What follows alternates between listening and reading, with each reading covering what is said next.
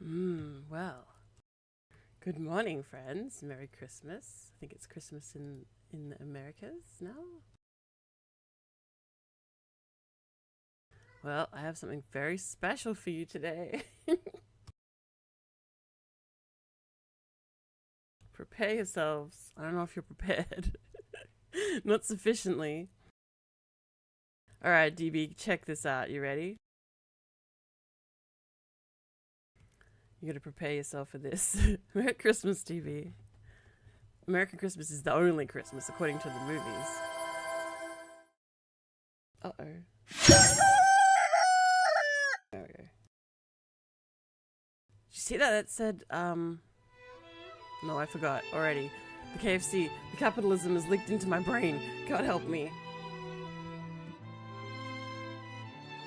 Oh God, what did it say? There was a brand that oh God, I can't even words. Merry authentic Christmas to me, hey? God damn. You'll keep, maybe. We'll keep you maybe. If you're good. I don't know how good you are though. You see what I found? You see? So the logic behind this is in Japan for Christmas they eat a lot of KFC. It's like the time to eat KFC. This is real. This is a real game. So in Japan they eat KFC, and I thought we could romance the Colonel for Christmas. Shall we? Shall we? Uh-oh. Let's put DB's name in here so DB can romance the Colonel, shall we? Nah, I'll put my name. It's okay. I won't haunt you with this.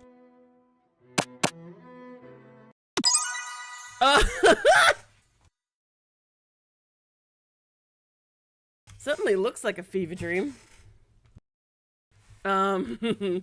What's it gonna think about? Oh God, you sleep softly as the morning sun casts a warm glow through the window of your modest student apartment. Oh no! The world is peaceful and serene. You could stay in the moment forever. See, it could be a girl's room or a super gay guy's room, you see? Could be anyone's room. Fight chicken, K-pops, or J-pops, we don't know. A pearl necklace in a KFC branded jewelry box? What's that trying to allude to? The world is peaceful and serene. We can stay in this moment forever.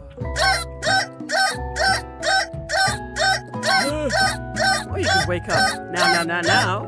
Your first day of culinary school is no time to sleep in. Smack that clock, up and at him. Throw the clock out the window and stay in bed forever. I'm gonna up and at him. Lying in bed, you stare at the ceiling, thinking about everything that awaits you at the prestigious University of Cooking School Academy for Learning. That is a very long school name. Your mind begins to wonder. Who'll be there? What will you cook? What should you wear? Time begins to fly by and you find your imagination getting away from you. You'll need to take this seriously, or you allow yourself to daydream a bit, thinking about the future. Let's daydream. It's here, finally, your first day of culinary school. So many dishes to prepare, so many students to meet. Your mind is swimming with possibilities when you realize you're running late. You grab a biscuit and burst out the door in a hurry. What kind of biscuit? Are we talking about like a cookie? Or are we talking about an American biscuit? We gotta know. Oh, music's loud? Hang on.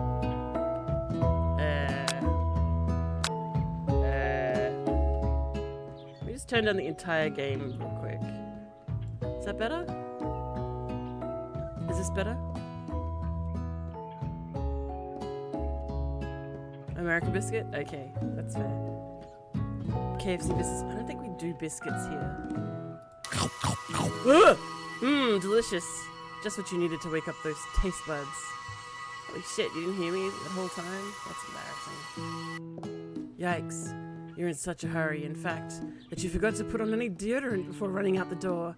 You're sweating buckets as you rush to arrive on time. Uh-oh. That's okay.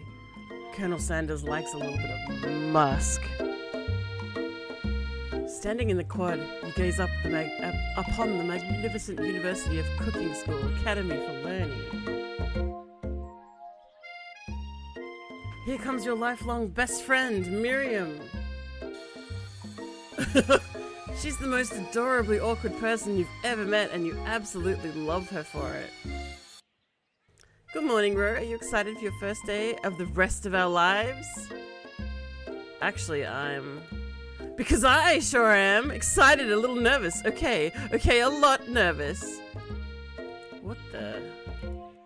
It's just that this morning I made breakfast for myself, but, well, when I ate it, I couldn't taste any love in the food. What if I'm no good? What if I fail? Classic Miriam. Raised by Master Chef parents, she's always held herself to a very high standard. What is this cheap fucking shit animation? What is this? The backgrounds are immaculate. What is this shit? Miriam, they did you dirty, babe. They did you dirty. Look, the tears are supposed to be Ghibli tears, but they're not good. Sorry, I'll stop it. This is a KFC game. What am I expecting from a KFC game? Ever since we were little babies. This is anime too? It is anime. I've never played one of these before. A dating sim. At least this one isn't turning into hell like the other one. Doesn't all anime look like this? Maybe Digimon. Ever since we were little babies playing together and you rescued me from that quicksand box. What? It's been clear to me that you're the most loving, caring person I know. You're going to do great. But with University of Cooking School Academy for Learning's famous 3-day only semesters, I'm afraid of being left behind and never catching up. 3-day only semesters, damn. A sweet girl, Miriam has always had a flair for the dramatic. This summer she got so nervous about her first kiss that she chipped a tooth practicing on a mannequin. Oh no. Should you pep talk her or change the subject to give her some relief?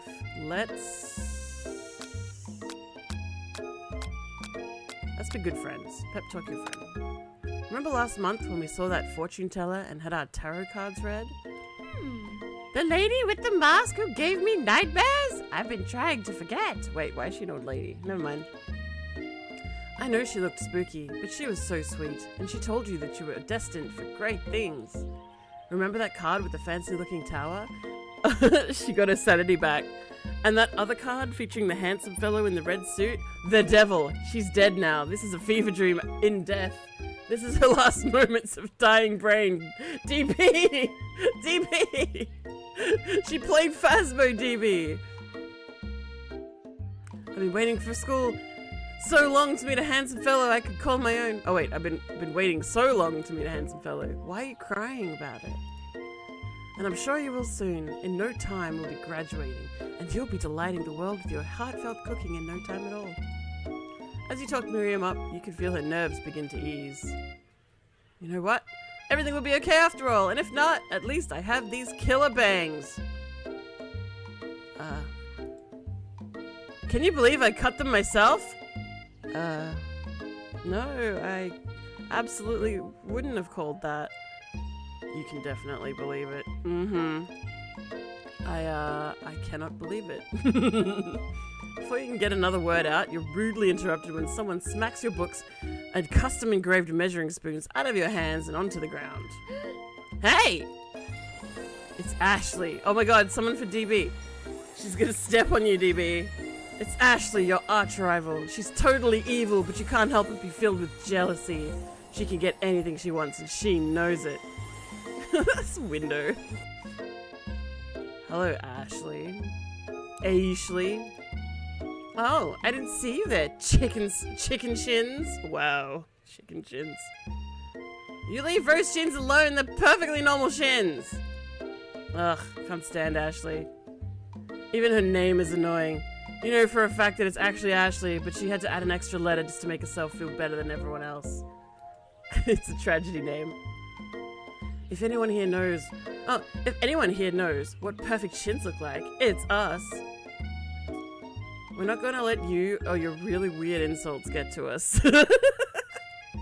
Across the quad, you see Ashley's best friend, Van the Man, has stopped to look at his own reflection in the mirror. His pants are so tight you can see him casually working out his glutes while he styles his hair. No lie, they're rockin' glutes. Are we looking at his ass? We're looking at his ass. Ahem, Van. You rang. Oh, Jesus. What is this? You've never been sure what their arrangement is, but as long as you've known them, Ashley and Van Van have just been as close as you and Miriam, but substantially more devious. Look at the star shape.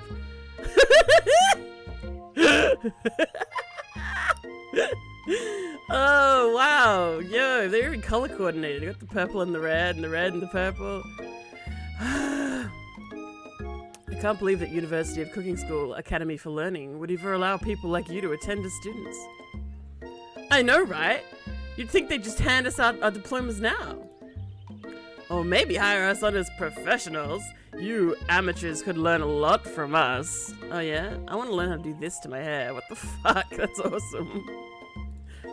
He shouldn't... I mean, he's doing that himself, too. He's not, like, styled... Like, he went to a stylist. He didn't. He did this himself. He's got his comb. He's doing that. With the first day of school about to start, there's not much time to properly tell these two off, so you resist the urge. I'm an urge resistor, if nothing. I'm playing Dark Urge right now in BG3, so it's pretty apt.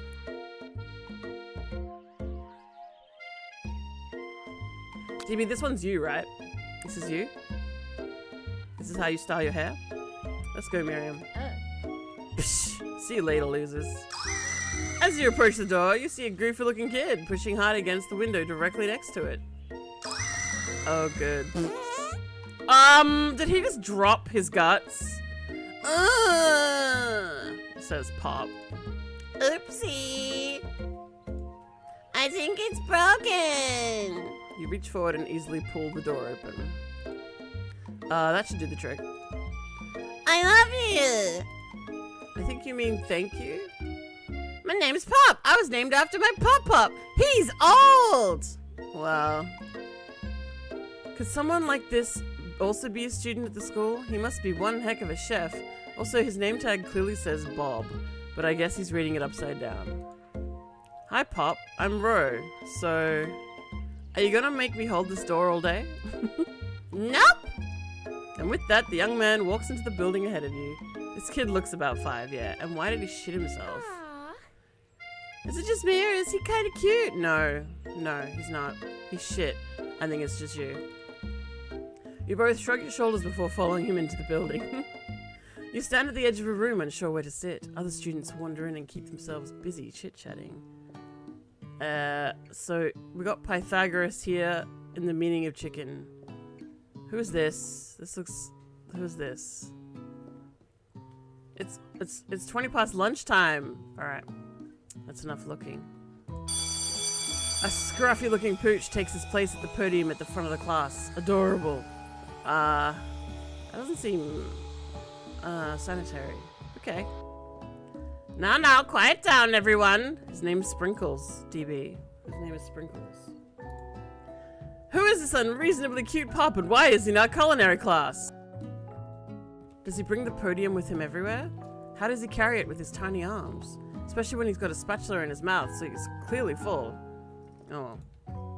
You must be Sprinkles, head instructor and CEO of USCAL. Please, call me Professor Dog. I may be cute and a little fluffy, but I still demand respect. Woof! Okay. What? A cute dog is our professor? This is the best school ever. I guess only a dog's nose is capable of picking up all the nuances of fine dining. Is it though? They eat shit. They eat actual poop. Are you kidding me? Out of nowhere, wind begins to rush around you as a swirl of cherry blossom petals fill the air inside the classroom. Uh-oh. I'm chilly. Someone close the window. No, Pop. And then he walks in. You're immediately swept up in the aura of this new student and his remarkable goatee. Who knew anyone could be so handsome? Time stands still. Who knew Colonel Sanders trained in Japan? With a dog. It's him! It's... If it isn't my favorite student, Harland! You're not supposed to show favoritism, Teach. Colonel Sanders interrupts Sprinkles. Sorry, Professor Dog, before he can finish his sentence. Please call me Colonel.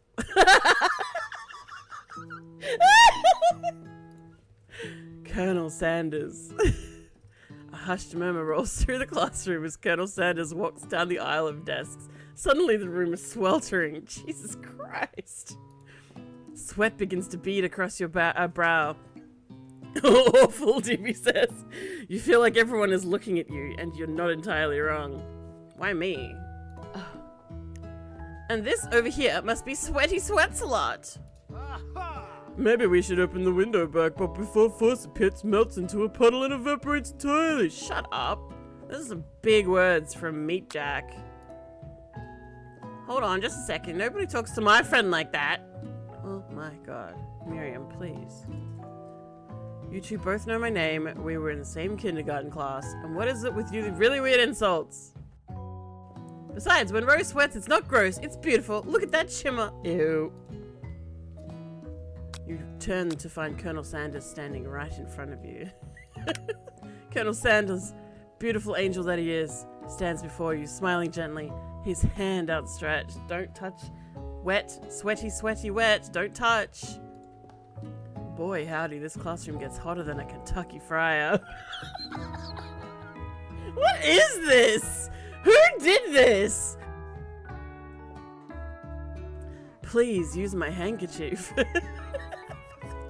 Look at his arms. What the fuck? He's a monster. Awful. DB, don't even. This is your favorite. You love this. Oh, Jesus Christ. I'm gonna give myself an asthma attack before this has even started. You freeze up. Colonel Sanders is talking to you. Wait, Colonel Sanders is talking to you? About how sweaty you look? You're completely mortified. Are you gonna leave because there's no boobs? This can't be your first interaction. Look, he's obviously got mad titty. Don't even stay for Colonel Sanders' titties. This can't be your first interaction. What if he never forgets this moment? I mean, he's blowing you a kiss. How are you sprung? Take the handkerchief. Refuse the handkerchief. Take it. You stretch out your hand and Colonel Sanders places a fine silk handkerchief in your hand, in it. It's so beautiful you hesitate to press it to your face. But when you do, the feeling is transcendent. It has his natural scent on it. It smells of the most delicious chicken you've ever smelled. Gross! Professor Dog steps in to settle the class down and set some ground rules. He looks really concerned.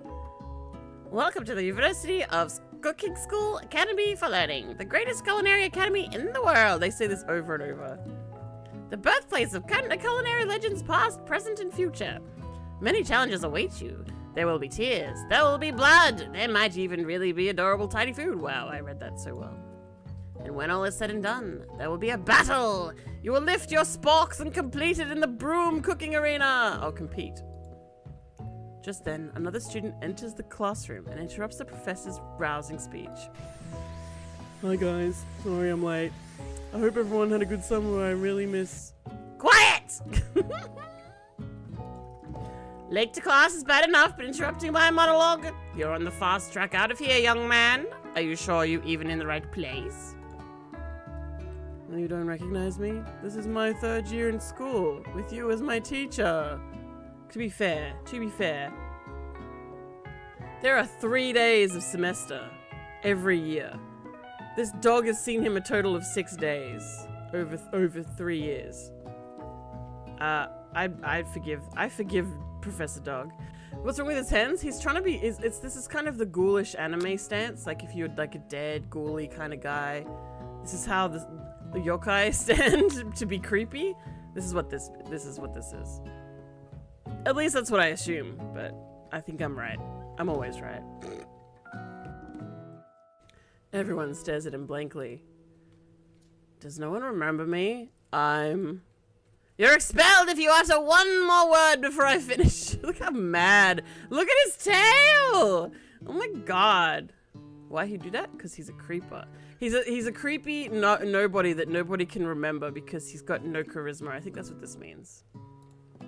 Let that be a lesson to you students that tardiness is unacceptable! Even Clank made it here on time, rolling halfway across town on his tiny wheels. Who's Clank?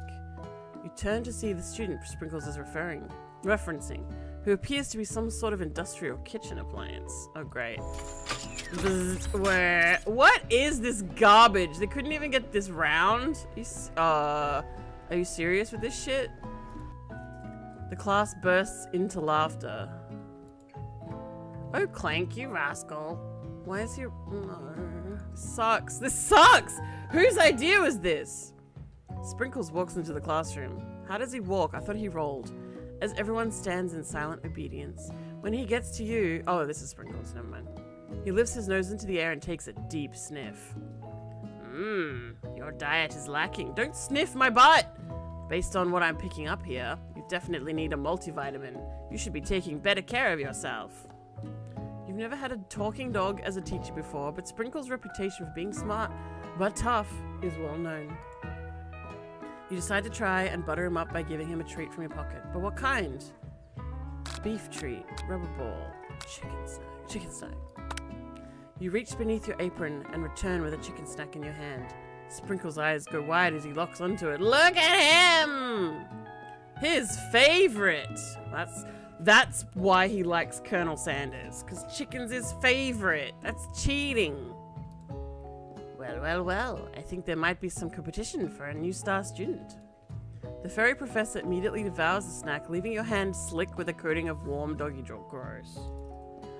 You see the other students eyeing you jealously, but pay no mind to them. If they wanted to succeed in life, they should have learned the importance of carrying a range of dog treat flavors in them at all times. I mean, he didn't know that his teacher was going to be a dog.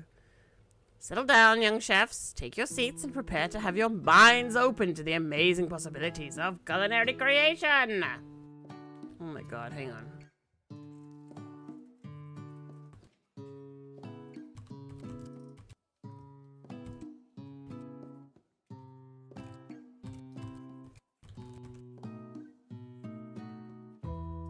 Alrighty. I'm back. I had to tell the Discord what was happening. They must come here and witness this horror with me.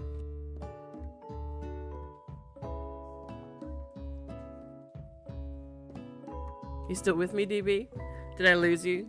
Did I lose you to the great chicken famine of 2024? There's all the chickens right here.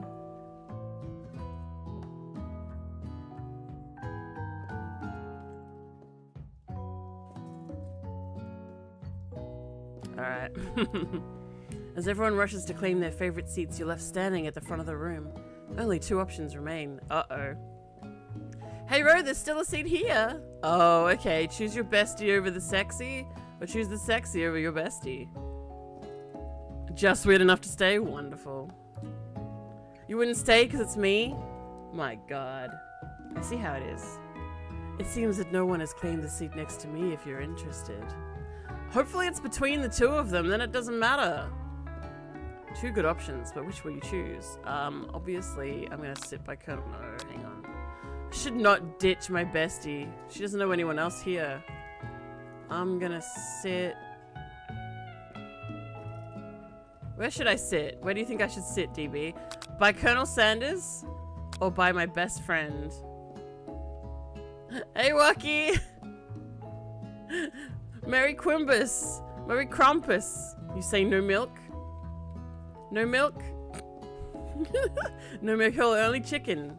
Only chicken. What should I do? Sit by my best friend or sit by Colonel Sanders? As far from this guy as possible? No milk? What's going on, Wacky?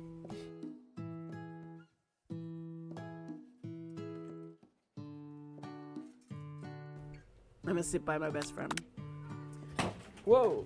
Oh my god, yuck! One sec, I gotta save my old cat.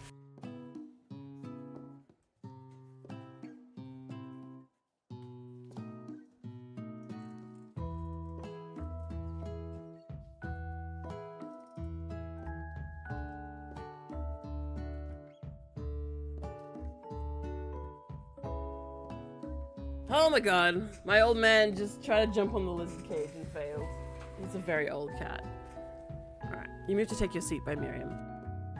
I'm so glad to have you near me to support me through this class. Uh-oh, angry. Are you angry because no milk? Oh, hang on, there should be milk. There's this. There's milk, look. There's so much milk, Wookie! I don't know what you're saying! Look at all this milk! Yeah. Like that, see? There's milk. There's so much milk! I don't know what you mean. Don't be angry. There's only milk. What? Am I missing something? Of course, you're my best friend. Who else would I sit by? I mean... Colonel Sanders, he's such a magnetic personality, and there was a seat open right next to him. If you had sat there, you might have gotten to know him a little better. And never sacrifice our friendship. That's what I said. Besides, I'm sure I'll get the chance to talk to him later in the semester. In all 3 days! I got 3 whole days! That's like a lifetime. Dude, to what? To a puppy dog? Don't get a double barrel shotgun! I got milk, please! Unless this is like, what's that bird hunt? Duck hunt? You can shoot the milk out the sky? Here. Pull! You say I drink no milk. I have milk literally right in front of me. I have a smoothie. I gotta drink it. It's full of spinach. It's got all my vitamins in it. What do I do? Do I not drink it? Hmm?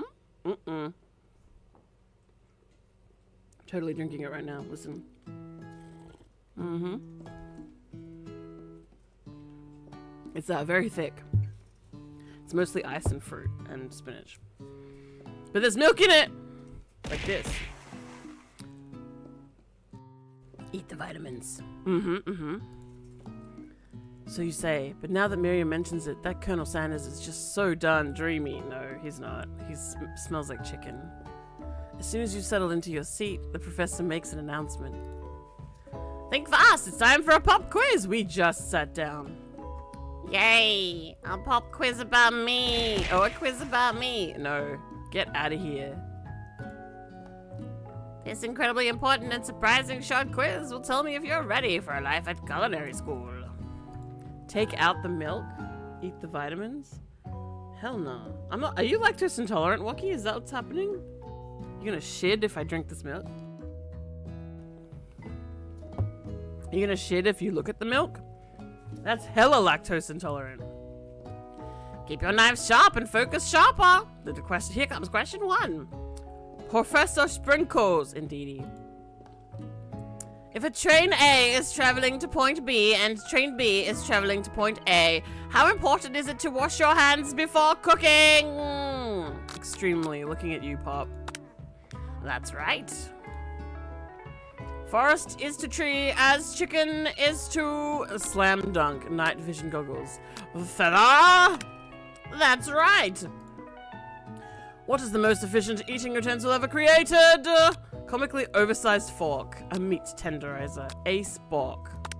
That's right. What food is best for a broken heart? Anything as long as it's prepared with love and not too much salt. Camel meat. A pancake that looks like a silly face. Look, this one is pretty good. This one's... You want camel meat?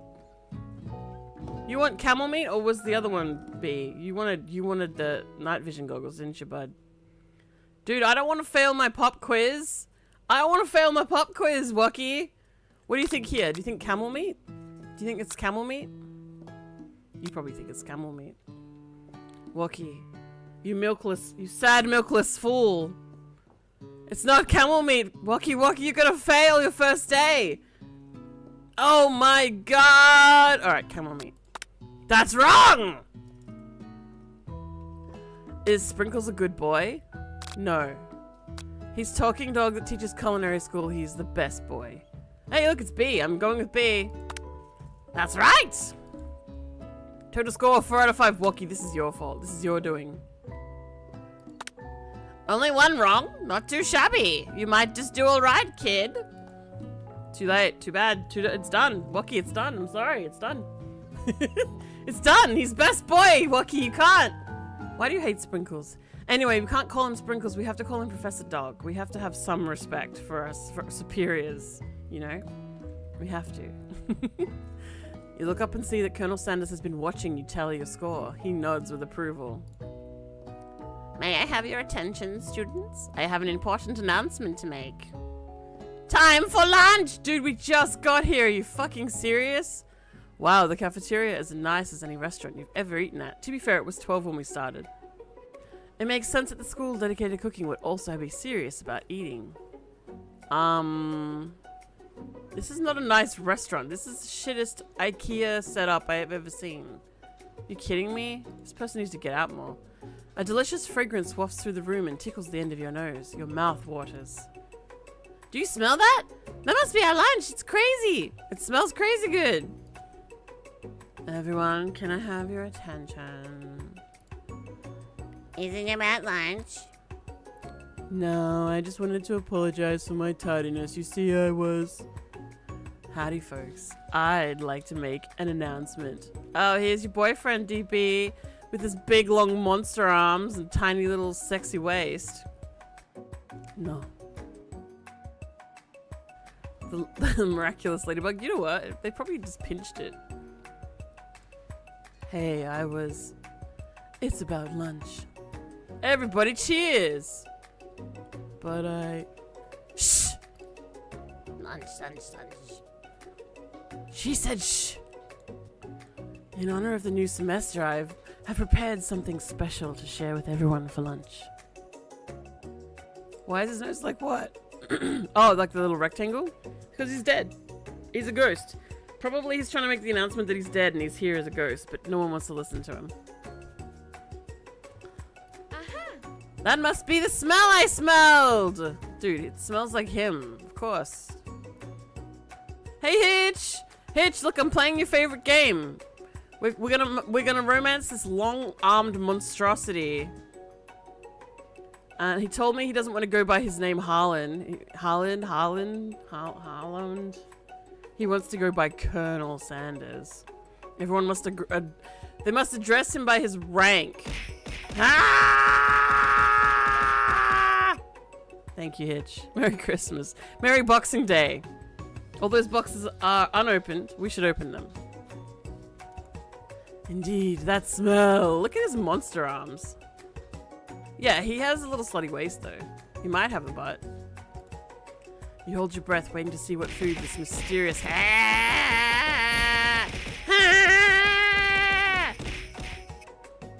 There's a present stuck now. Look what you did. There's a present stuck right there. Oh, it left. You broke it. Sonic Frontiers. Hey, I know a streamer you'd be interested in. His name is, hang on, let me get it for you. He does Sonic streams and he's really funny. You'll like him. Let me see. Let me see. Well, while that's loading. Oh, I didn't read his thing. Is this? I didn't read his thing. Colonel Sanders lifts a large bucket above his head. Its contents glimmer in the light. Yo, he just ordered from KFC.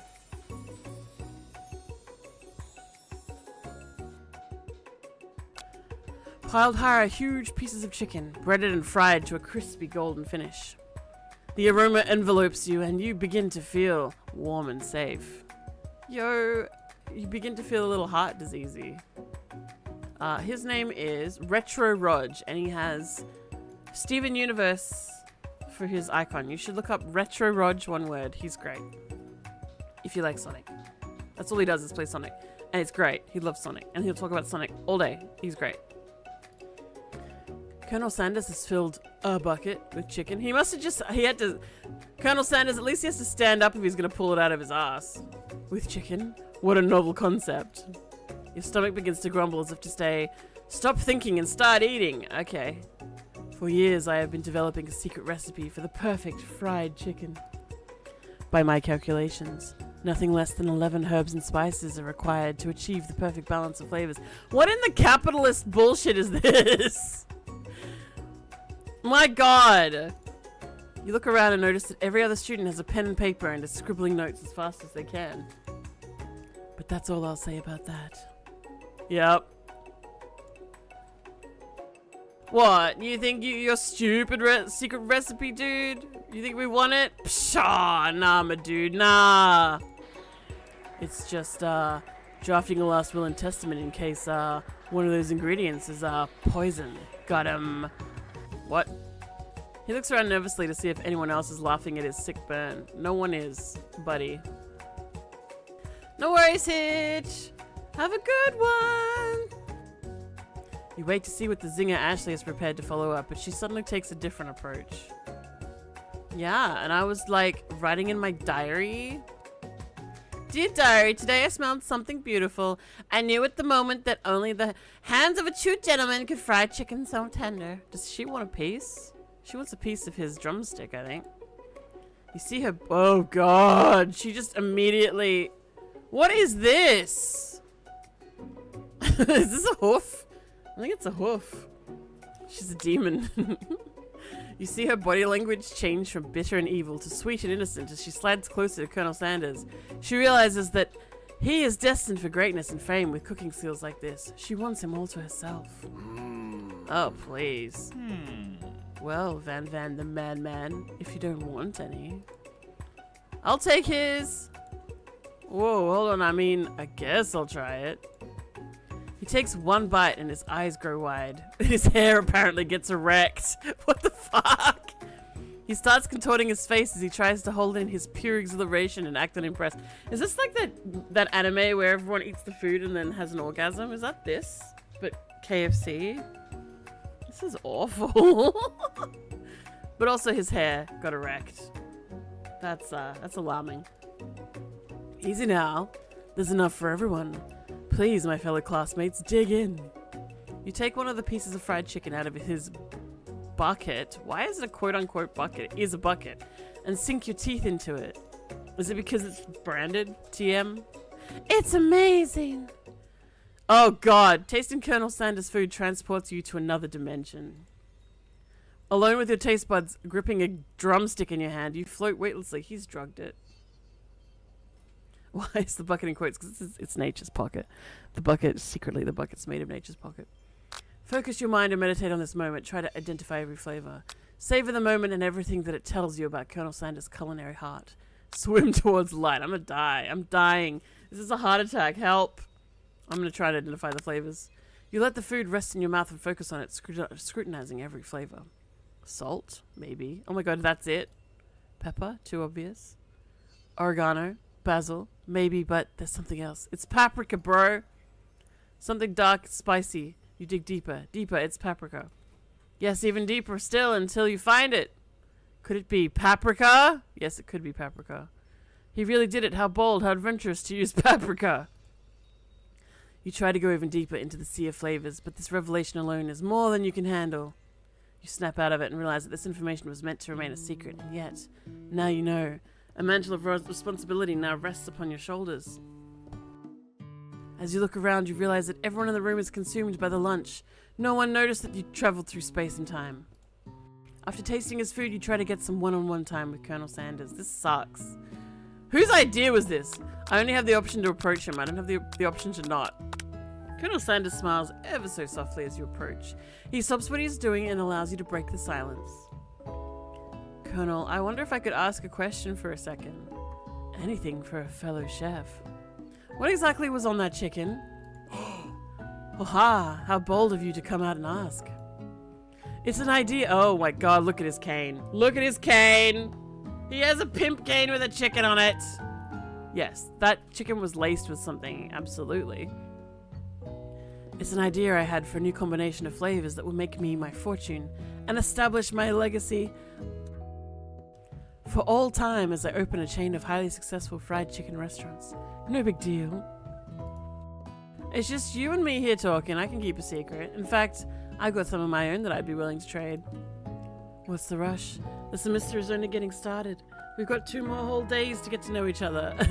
He does not wanna. He looks disgusted. He's clearly not gonna give up easily, but it doesn't hurt to be persistent.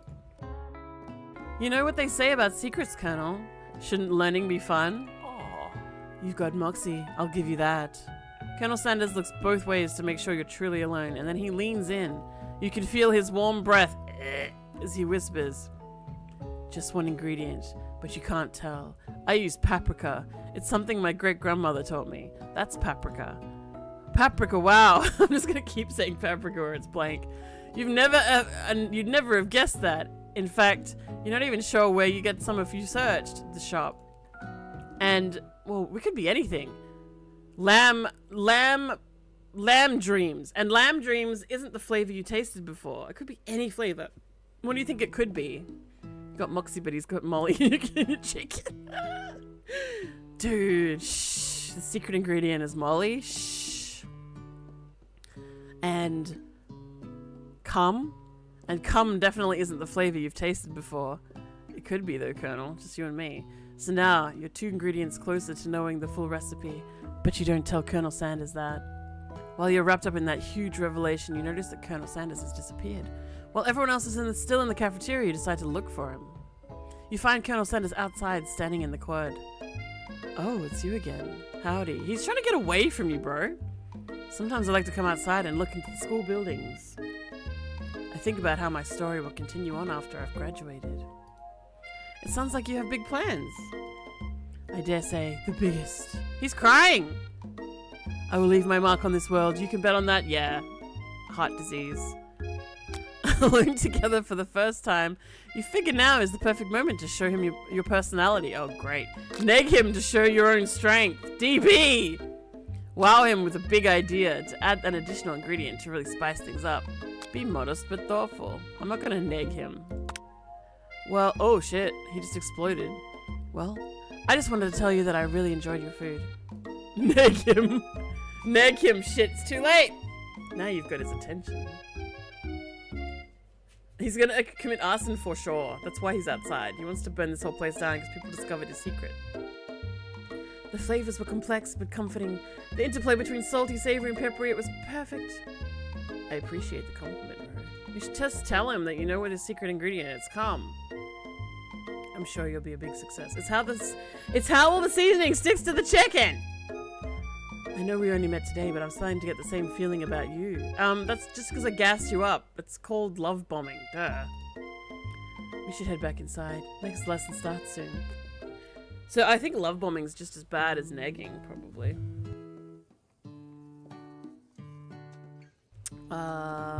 That's a really nice render. Whoever did the backgrounds is fucking talented. Look at this. So beautiful. Anyway, you step into the massive cooking arena. The afternoon lesson will take place. Each student gets an oven and all tools and ingredients they could need. Look at this place, it's magnificent! Finally we get to show off our stuff! Wait a second, oh no, we have to show our stuff! What if I totally blow it? You're not gonna blow anything, except maybe kisses to the crowd of fans you're going to earn with your signature adorable tiny food creations. Welcome, students, to the cooking arena. Where is he who is carrying the plinth for him? For today's lesson, we'll be cooking with partners. Hurry up and pair off. Naturally, Miriam looks over at you, but unable to control herself. You pounce on Colonel Sanders. Oh, shit. Hey, Colonel. Would you like to tackle this lesson as a team? What does what stand for? Which bit? Which bit? Arson? What does arson stand for, Wookie?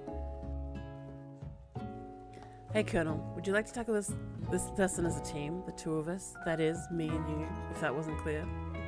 Wanna be my partner? Aww. Sure.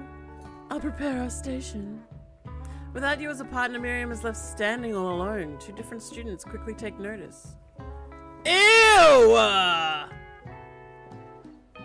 Arse on fire? Hello, new partner. Beep boop is. Oh my, 2 potential partners. I'm so sorry, gentlemen, but I don't know who to choose. Choose the oven. That small child is disgusting. But probably a prodigy? What does the C stand for in commit arson?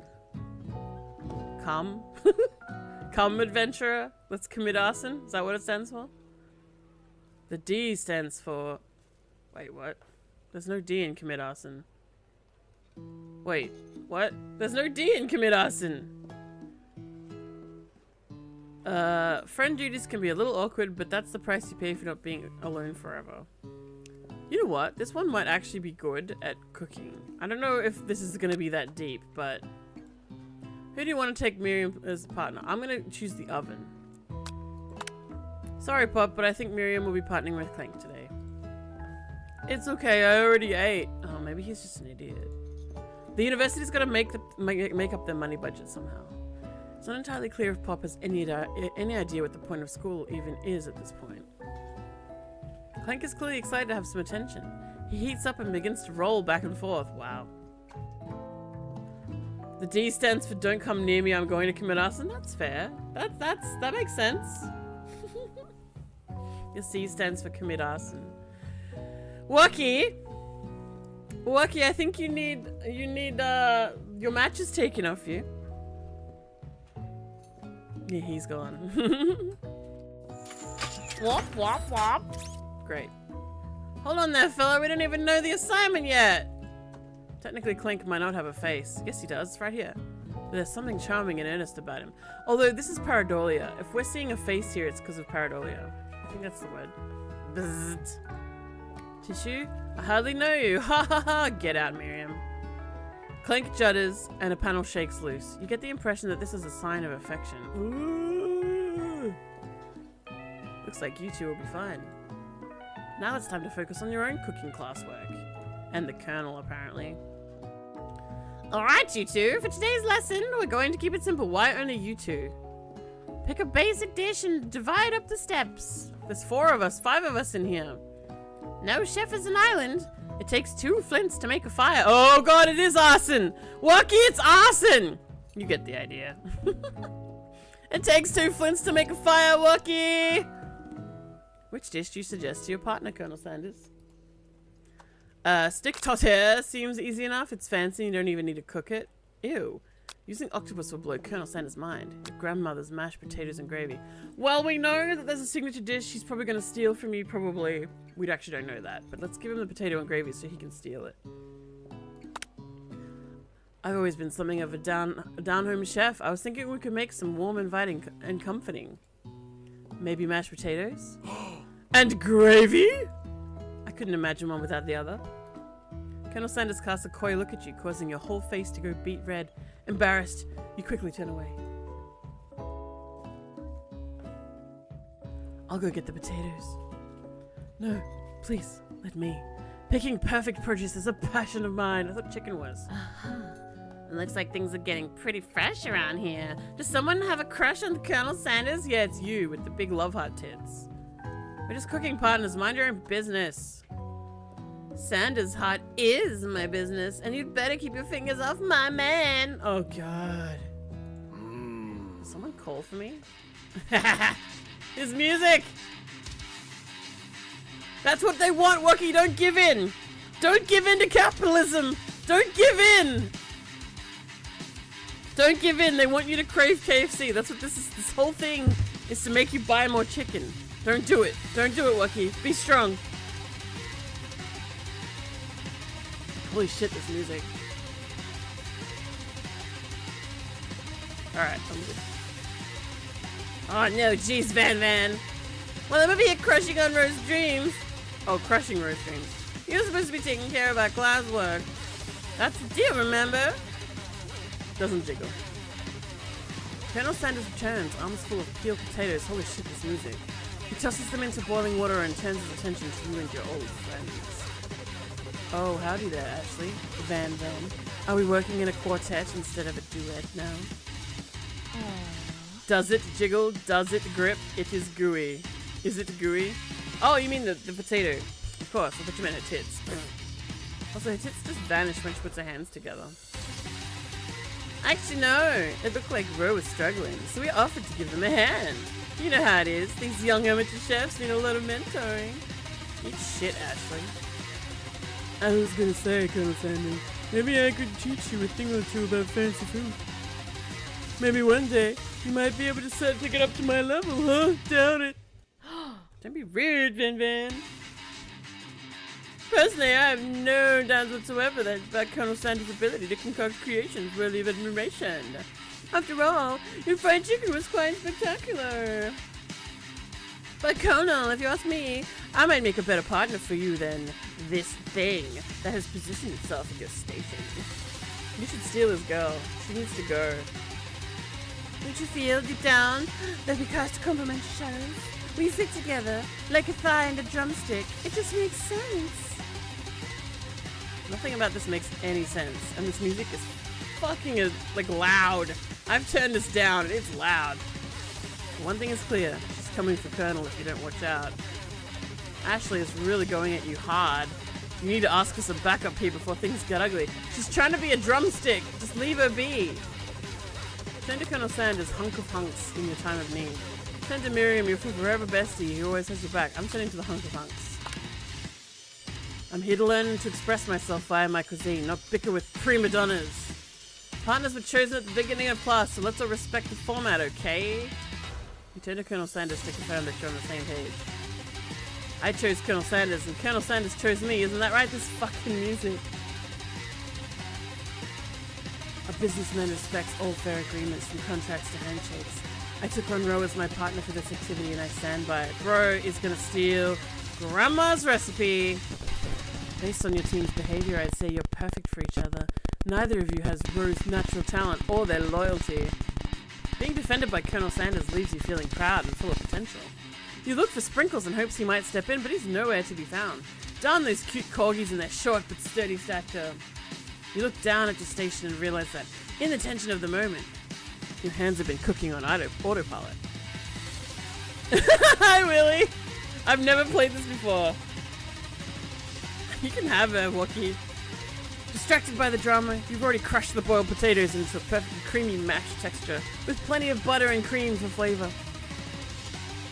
It's as if your natural passion guided you through the steps, and you know so well why your attention was elsewhere.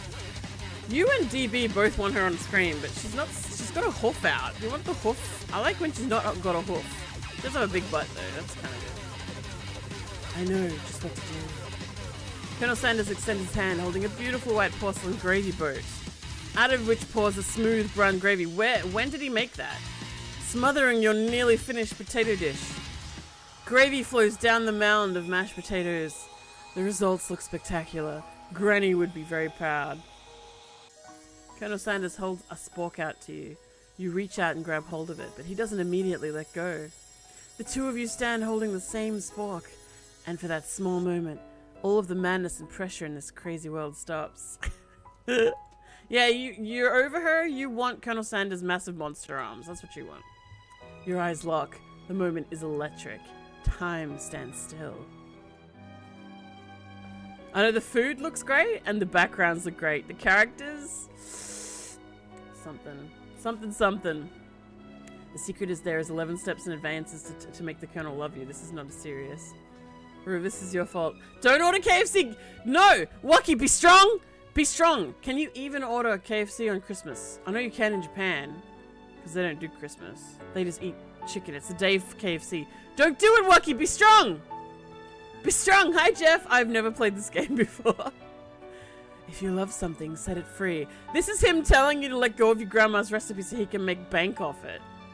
Together, you dig the utensil into the mashed potatoes and lift a heaping sporkful up. When you see Ashley has a sinister look, you know she's plotting against you with this Colonel Sanders. Look at her hoof. I still can't get over her hoof. Stop it! Don't give in! Don't crave KFC. Do not crave potato and gravy. You could make potato and gravy. Thank you for the follow, Jeff. And then, filled with rage and without thinking, you fling the sporkful of mashed potatoes right into Ashley's stupid, beautiful face. Yes. Resist, Wookie! Be strong! Be strong for mother! Van, do something! Scooping up a fingerful, Van tastes the dripping mashed potatoes and realizes that it's delicious. Horrified by this revelation, he slinks away. Will he ever be able to cook something with so much love and integrity? Hold on right there, Ro. We do not waste food in the broom cooking arena. Colonel Sanders, I expected better from you. If you throw one more spoonful, you'd both better be prepared to eat from wherever it lands. Her tits? Quick, flick it into it. Wait, that's sexual harassment. Don't do that. I'm seeing if I can DoorDash in the cave. Jeff, no, be strong, Jeff. Don't. Stop. You're gonna make a lot of adult KFC quotes? Please do. I look forward to it. Kine has potatoes face. Does this kid cook? He's probably gonna be some savant. Van rushes back over, a covered dish in his hand. Mashed potatoes with gravy? Pathetic. In just a few minutes, I've prepared a full meal. Gaze upon my specialty, braised tentacle of octopus in my silky saltwater sauce, plated on a battle axe, forged by my supreme chef ancestors. Okay, that's kind of cool. Can't DoorDash sprinkles? We can. Although I don't think anything's open. It's Boxing Day over here. You've ignored me for too long. That ends now. It is I who will make the first bite, and you will look on in envy. I think he died and didn't realize it. This dude's a ghost. 11 a.m. tomorrow. Oh, Boxing Day. I email you some KFC, but it'll just be a picture. Sorry. If you win the cook-off, your results with the corner will be finger-licking good. Woof. The interrupting student rushes at Van Van and swipes a bite of his signature dish right off the plate. His hair keeps getting erect. And then slaps it again. No! Don't! Oh my god, look how cute. Something about this dish doesn't strike my nose quite right. I think the octopus was rushed and may have turned in the process. The results could be toxic. It's okay, he's dead. He's dead. Too late. It has been eaten. I think I left something in the oven. You just killed someone. I don't feel so good. It killed him! Why did my... Oh, he is dead! I was kidding! Dude, that's why his hands were like that. He was going to become a ghost. Everyone step back, don't take another bite! When you look back at the plate, the rest is gone. You notice the tip of the tentacle being slurped up in Pop's mouth.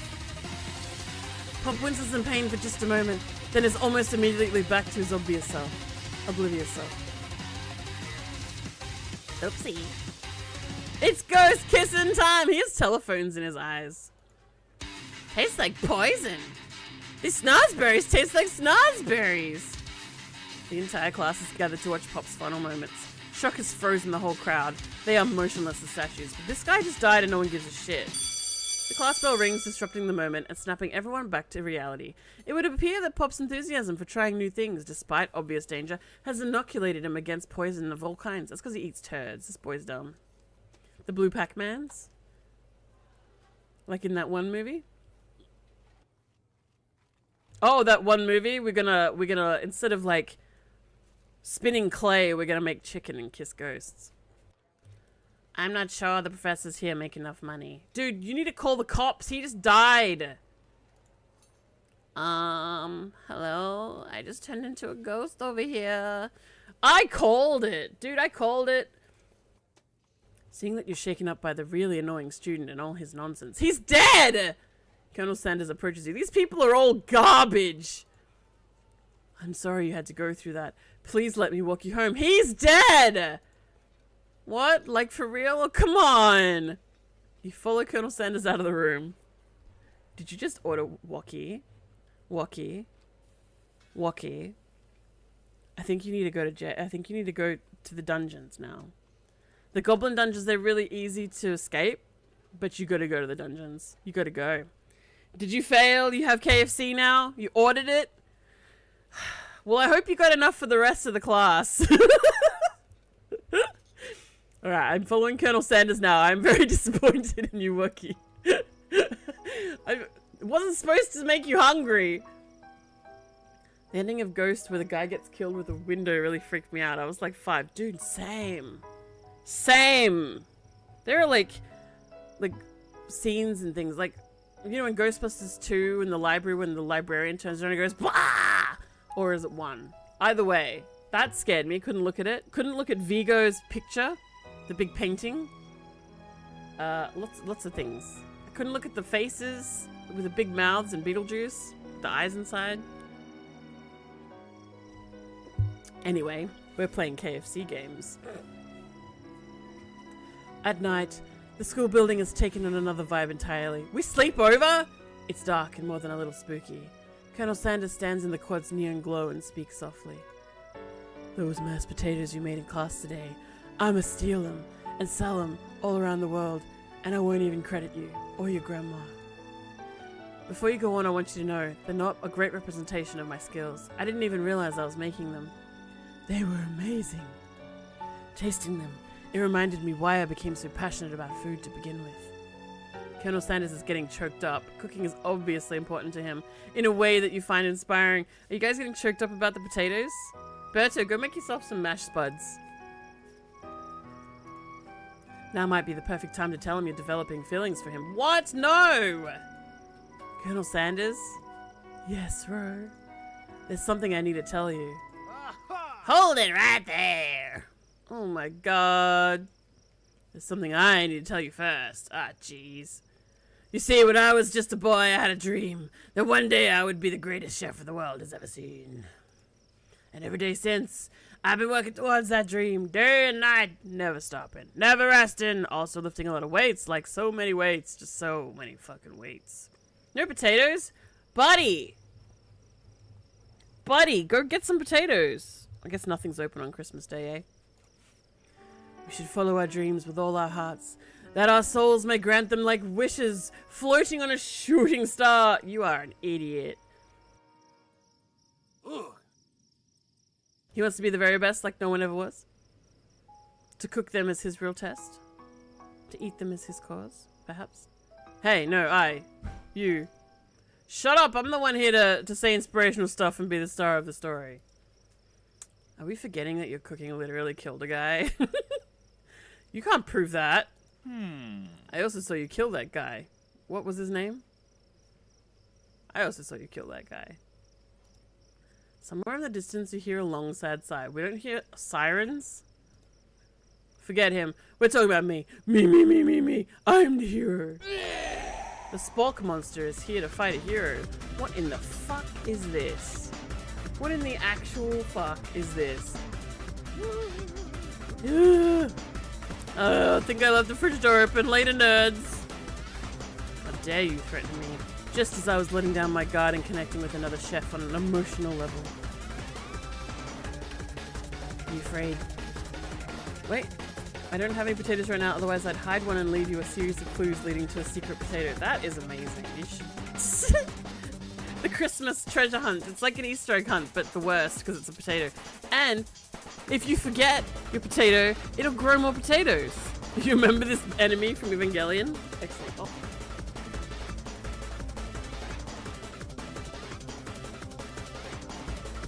Be afraid! Be very afraid of me because I'm a monster, see? Is he rhyming on purpose or is that just a coincidence? Before you can discuss syntax any further, it's a turn-based fight sequence! What will you do? Attack. You decide to go on the attack. Which attack will you use? Cook with love.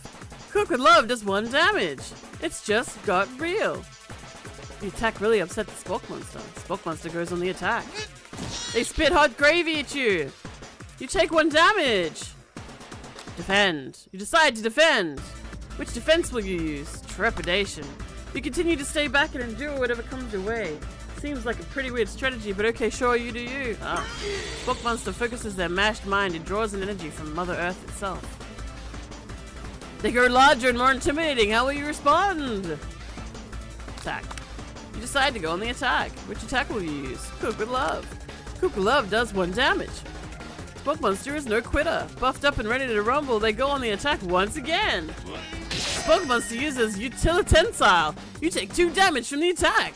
How many hit points do I have? If you take much more damage, you're not going to survive the battle. Attack. You decide to go on the attack. Cook with love. Does 1 damage. Spork monster is oozing cheese sauce onto the lawn of the quad. I wonder who is going to have to clean that up. Oh, we do, because he said that if we drop food anywhere, we have to eat it where it lands. That's what the doggy said. Feeling vulnerable, Spork monster prepares for its ultimate attack. Rounded edge. Vile villain, your reign of terror stops here! Colonel Sanders summons the energy of 1,000 chickens. Hell yeah. Oh my god, 1,000 chickens?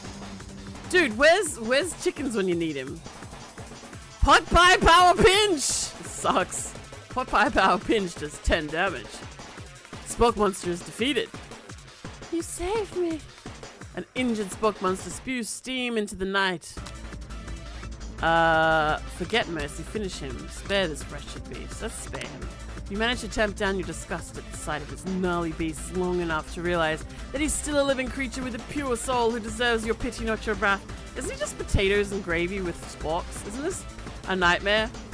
This is a nightmare, because it's all about the date. Be gone, beast, and don't you dare come back for a follow-up encounter tomorrow. I won't forget this, and I certainly won't be back like you said. The spork monster scuttles off into the night. The defeated monster leaves behind a special item. It appears to be the first cookbook, but upon closer inspection, it's so much more. It's a book of magic spells with a chicken. Jesus Christ. With a golden chicken on its cover. This is going to be hard to put on the bookshelf. You open the cover and find a library card tucked inside. The last name signed out to it is Borko! Birdo, it's you! Is this your code name? This is Birdo's code name, Borko. Borko. Their name sounds strangely familiar. Your blood is pumping as you stand in the quiet of the night, holding the mysterious book in your hands.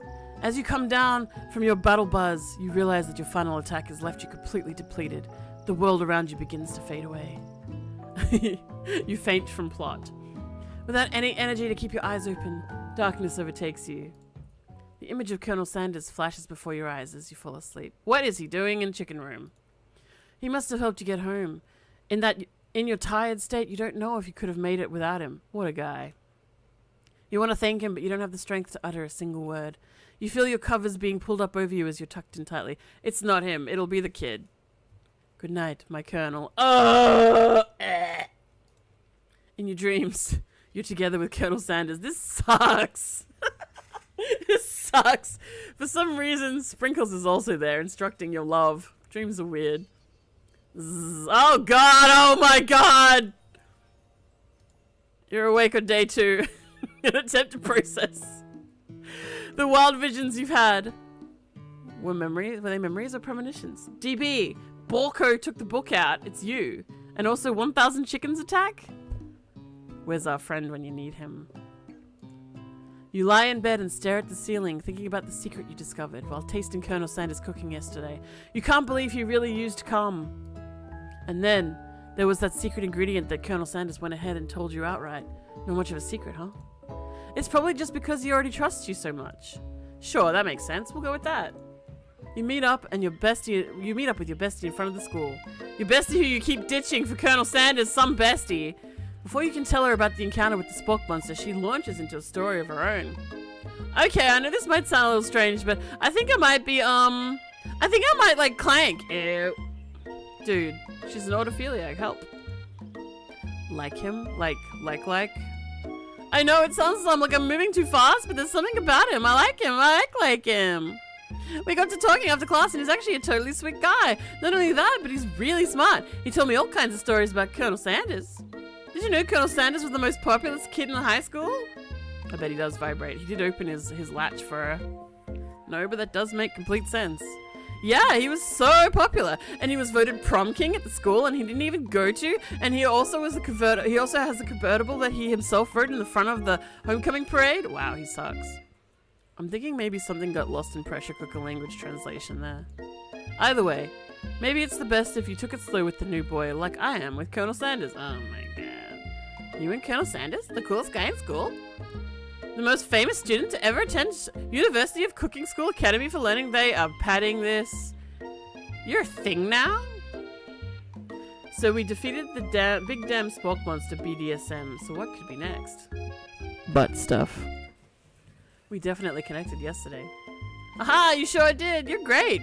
Why wouldn't he be into you, I guess?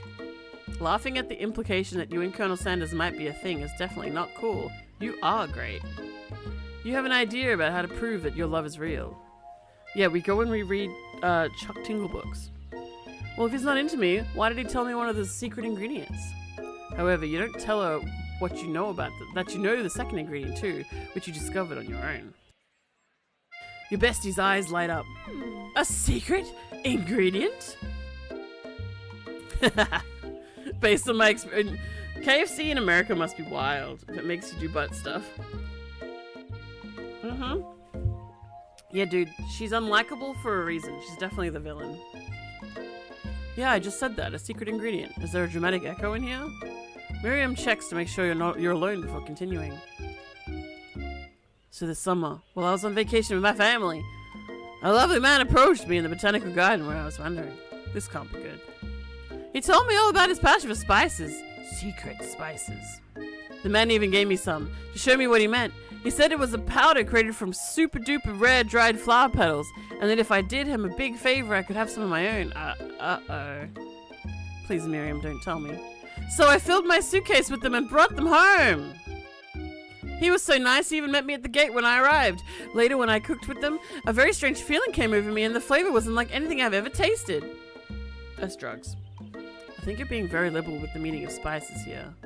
Whatever, anyhow, we both share an interest in cooking, so we stayed in touch, you know, like pen pals. I bet he would love to know more about the new spices. Oh, don't tell him shit. Well, I'm definitely not supposed to share Colonel Sanders' secret recipe, and besides, I only know the one ingredient, so I doubt it'd be much use to anyone. Please, please, please! See, dried flowers? Dried flowers? And she filled her bags with it? I don't know if it's opium. I think it's just weed. She's making that weed butter. It would mean the world to me. No one has to know it came from you or Colonel Sanders. Fuck off. What do you think? Should you protect Colonel Sanders' secret or share it with your bestie? Well, she's obviously going to be bad, so let's make up a fake ingredient. You quickly think of a fake ingredient name. I don't know. How about... It was Eye of Newt. I know it sounds like some kind of witch's potion, but what can you do? Eye of Newt. Wow. And then it ends up being like the most amazing ingredient. Her eyes light up, imagining such things and you figure that you've satisfied her curiosity and she'll move on. However, she immediately turns around and does some thumb typing on her phone that you can't quite see. That's probably not good. Before you can ask her to confirm that she was definitely not texting secrets to other people, you're interrupted. A wind rushes in. Oh god. Cherry blossom petals fill the air. Yeah, 3 of the spices are salt, pretty much. Oh my god! It's Colonel Sanders. He's arriving at school. He's riding a Barbie pony. That's nice. Good on him. Stand back and admire his majestic glory. Run to him. I'm gonna be cool. Let's play it cool. Colonel Sanders' horse is truly a thing of beauty. Without ever acknowledging that he's being watched, he does a short horse dance before dismounting with a flourish. A short horse dance. He does it, or does the horse do it? Did he do the dance on top of the horse? He then slaps the beautiful creature gently on its rear, sending it running free into the countryside. Did you at least take its reins off? You piece of shit. You are so struck by the sight of him that you lose the ability to speak coherently. Look at my horse is amazing. Why is he crying again? Oh, I didn't realize anyone was watching. Don't worry, he knows his way home. You attempt to compliment Colonel Sanders, but the words don't come out exactly right. It's a short ballroom dance with the horse as the partner. Is horse another secret ingredient? The horse is the secret ingredient. Oh no. What a horseful beaut you have. I mean, what a horseful beaut you have. Dang it, that's what I just said. Being a good friend, Miriam attempts to cover for you. Oh, Ro just gets really nervous around people they like. Thanks, Miriam. What? This is not helping. I mean, they got food poisoning and were up all night. It was gruesome. You should have seen it. What is she doing? The other ingredient is when you tug on its winky. Sweet lemonade. Hooves. Oh no, he's picturing you pooping.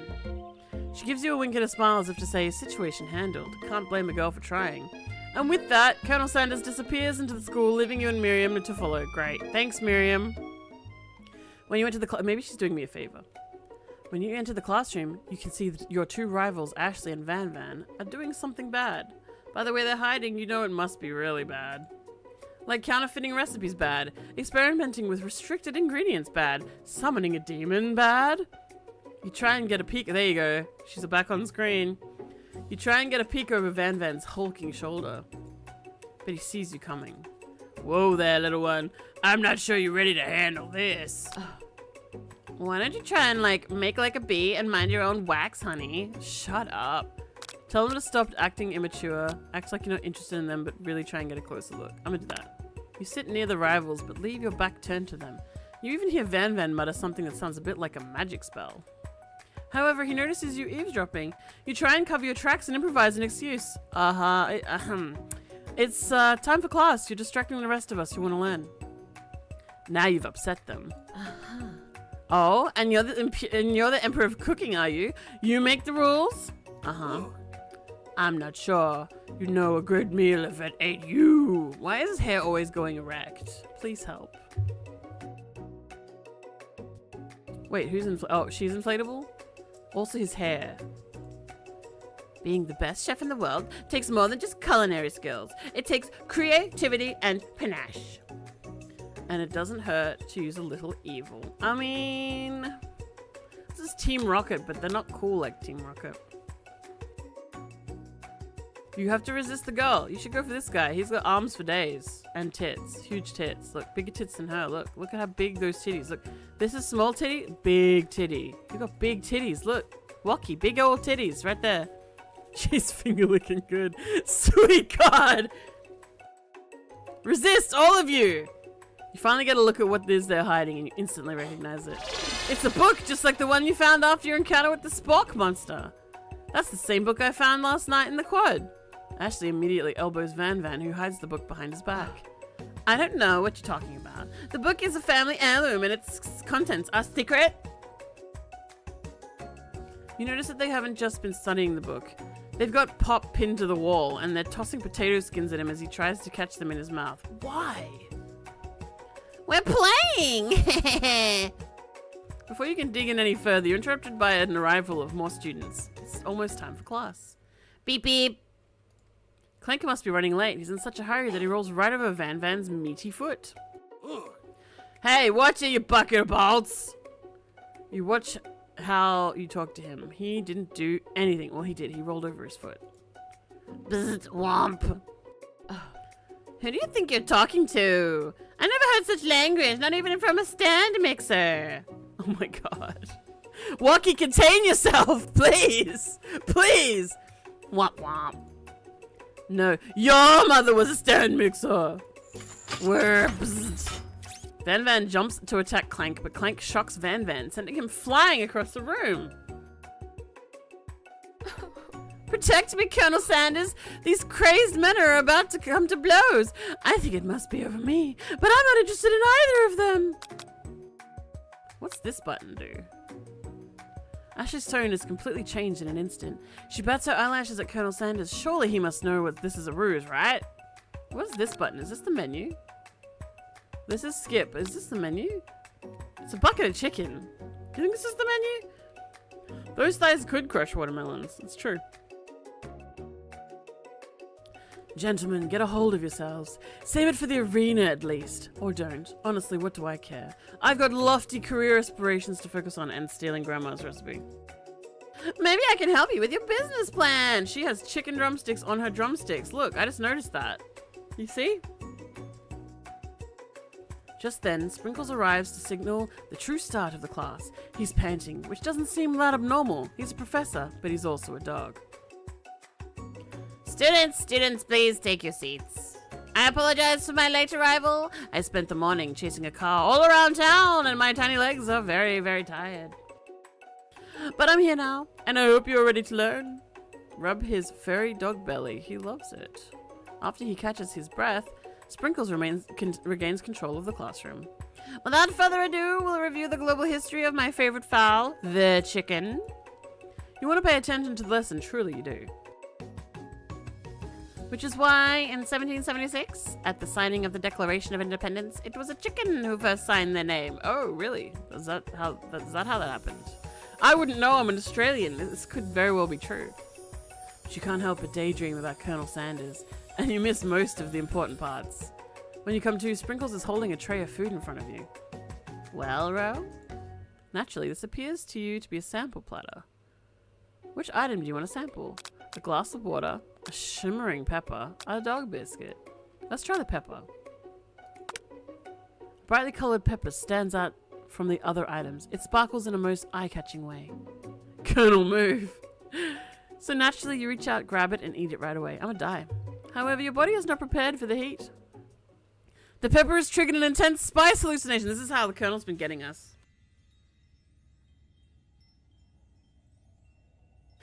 It feels like forever as you trip through the universe. My friend, ooh! This guy again. I'm here to give you an important message, ooh! You must avenge my death and fulfill your destiny. All you must do is, I was saying, to fulfill your destiny, all you must do is, sorry, I think I've got something spicy stuck in my throat. It's fine, I'll work through. To fulfill, the prophecy! You feel yourself beginning to regain consciousness. Oh man. You come to and find everyone is staring at you. That pepper was the last of its kind on Earth, and now it's gone forever? You think to yourself, geez, I should pay better attention. Well, we all make mistakes. I'm sure he'll forgive you someday. Come on, it's time for lunch. Before anyone can relax, the cafeteria lights dim. Why would he bring it to... Why wouldn't they take the seeds out and try to grow it? Surely there's a plant if it's that fresh. And your rivals enter to make a dramatic announcement. Today's lunch will be prepared via time competitive cook-off. The level of theatrics with these two is off the charts. Demand that they stop wasting everyone's time. Step up and tell them you're on. A bit of lunchtime competition, eh? Count me in. If I have to wipe the tables with you fools before I set my lunch down on it, then so be it. I'm no fool. You're the fool. Fool! Good one, Van. I like your gumption, Ro. I'll be watching your performance. Just as things reach a boiling point, Sprinkles steps in. Surely he'll put a stop to this madness. Now, students, please settle down. This is a lunchroom, not a sportsing court. He knows all about the sports, you see. He's definitely well-versed in the sportsing. Finally, a little sense. You breathe a sigh of relief. At least not until we turned on the timer. Just then a huge light blasts you in the face, flashing the words, timer ready. That's what I'm talking about. This is very, like, you know those isekais where it's like, let's bring up the menu. What the fuck menu are you talking about? I can't even get the menu to pop up in my dreams. Aroo! Hooray! I stand corrected. The hard way builds solidly a foundation of confidence that cannot be swept away. Thanks, Colonel. That's so helpful. And that's an original quote by me, in case anyone was wondering. I hope its message lifts you to victory. Fuck off. Like a diamond, I was formed under pressure, and now it's my chance to shine. I will defeat you myself. Oh. This music! Hell yeah! You had his chicken, and you made mashed potatoes and gravy on day one, and you feel like you can really impress him again here. It's time to boil some water for the potatoes.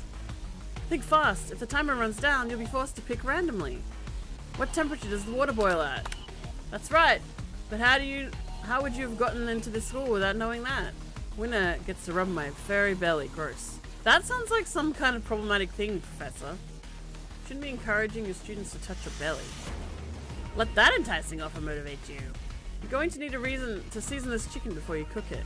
You don't know Colonel Sanders' recipe exactly, but you have an idea.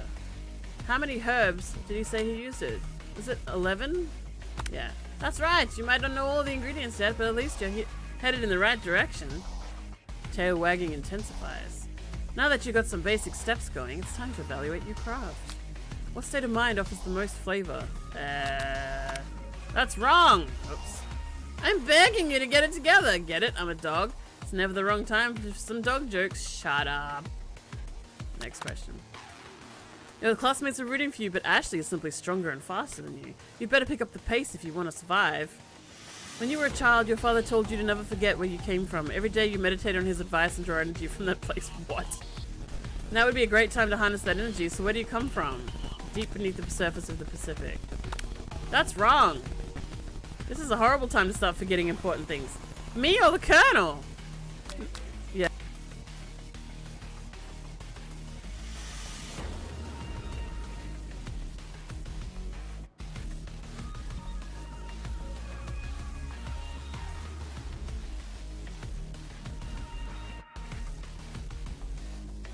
Next question. You start to shut out the noise of the arena and focus on your cooking. Sure, Wookie. What is the sound of success? Sizzling. That's wrong. Oh, shit. Don't make me get the spray bottle. Is this the end? Yup. Game over. Try again. Holy shit. Unbelievable. I failed it. I lost at KFC. Are you kidding me? I never will. Nope. Alright. I'm gonna skip through this shit. Sorry, titties are off the thing. You're on. Let's go. Okay. Come on. Skippity skip. Alright. Aroo! There's your girl. I like the song. 100 degrees C. That's right.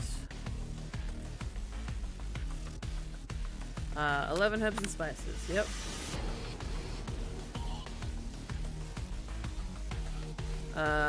Gratitude? Yay! Your classmates are rooting for you, but Ashley is simply stronger and faster. Yep. Why can't the alphabet see in the dark?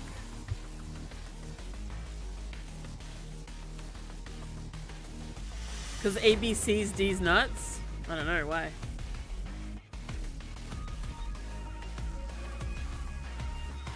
When you were a child.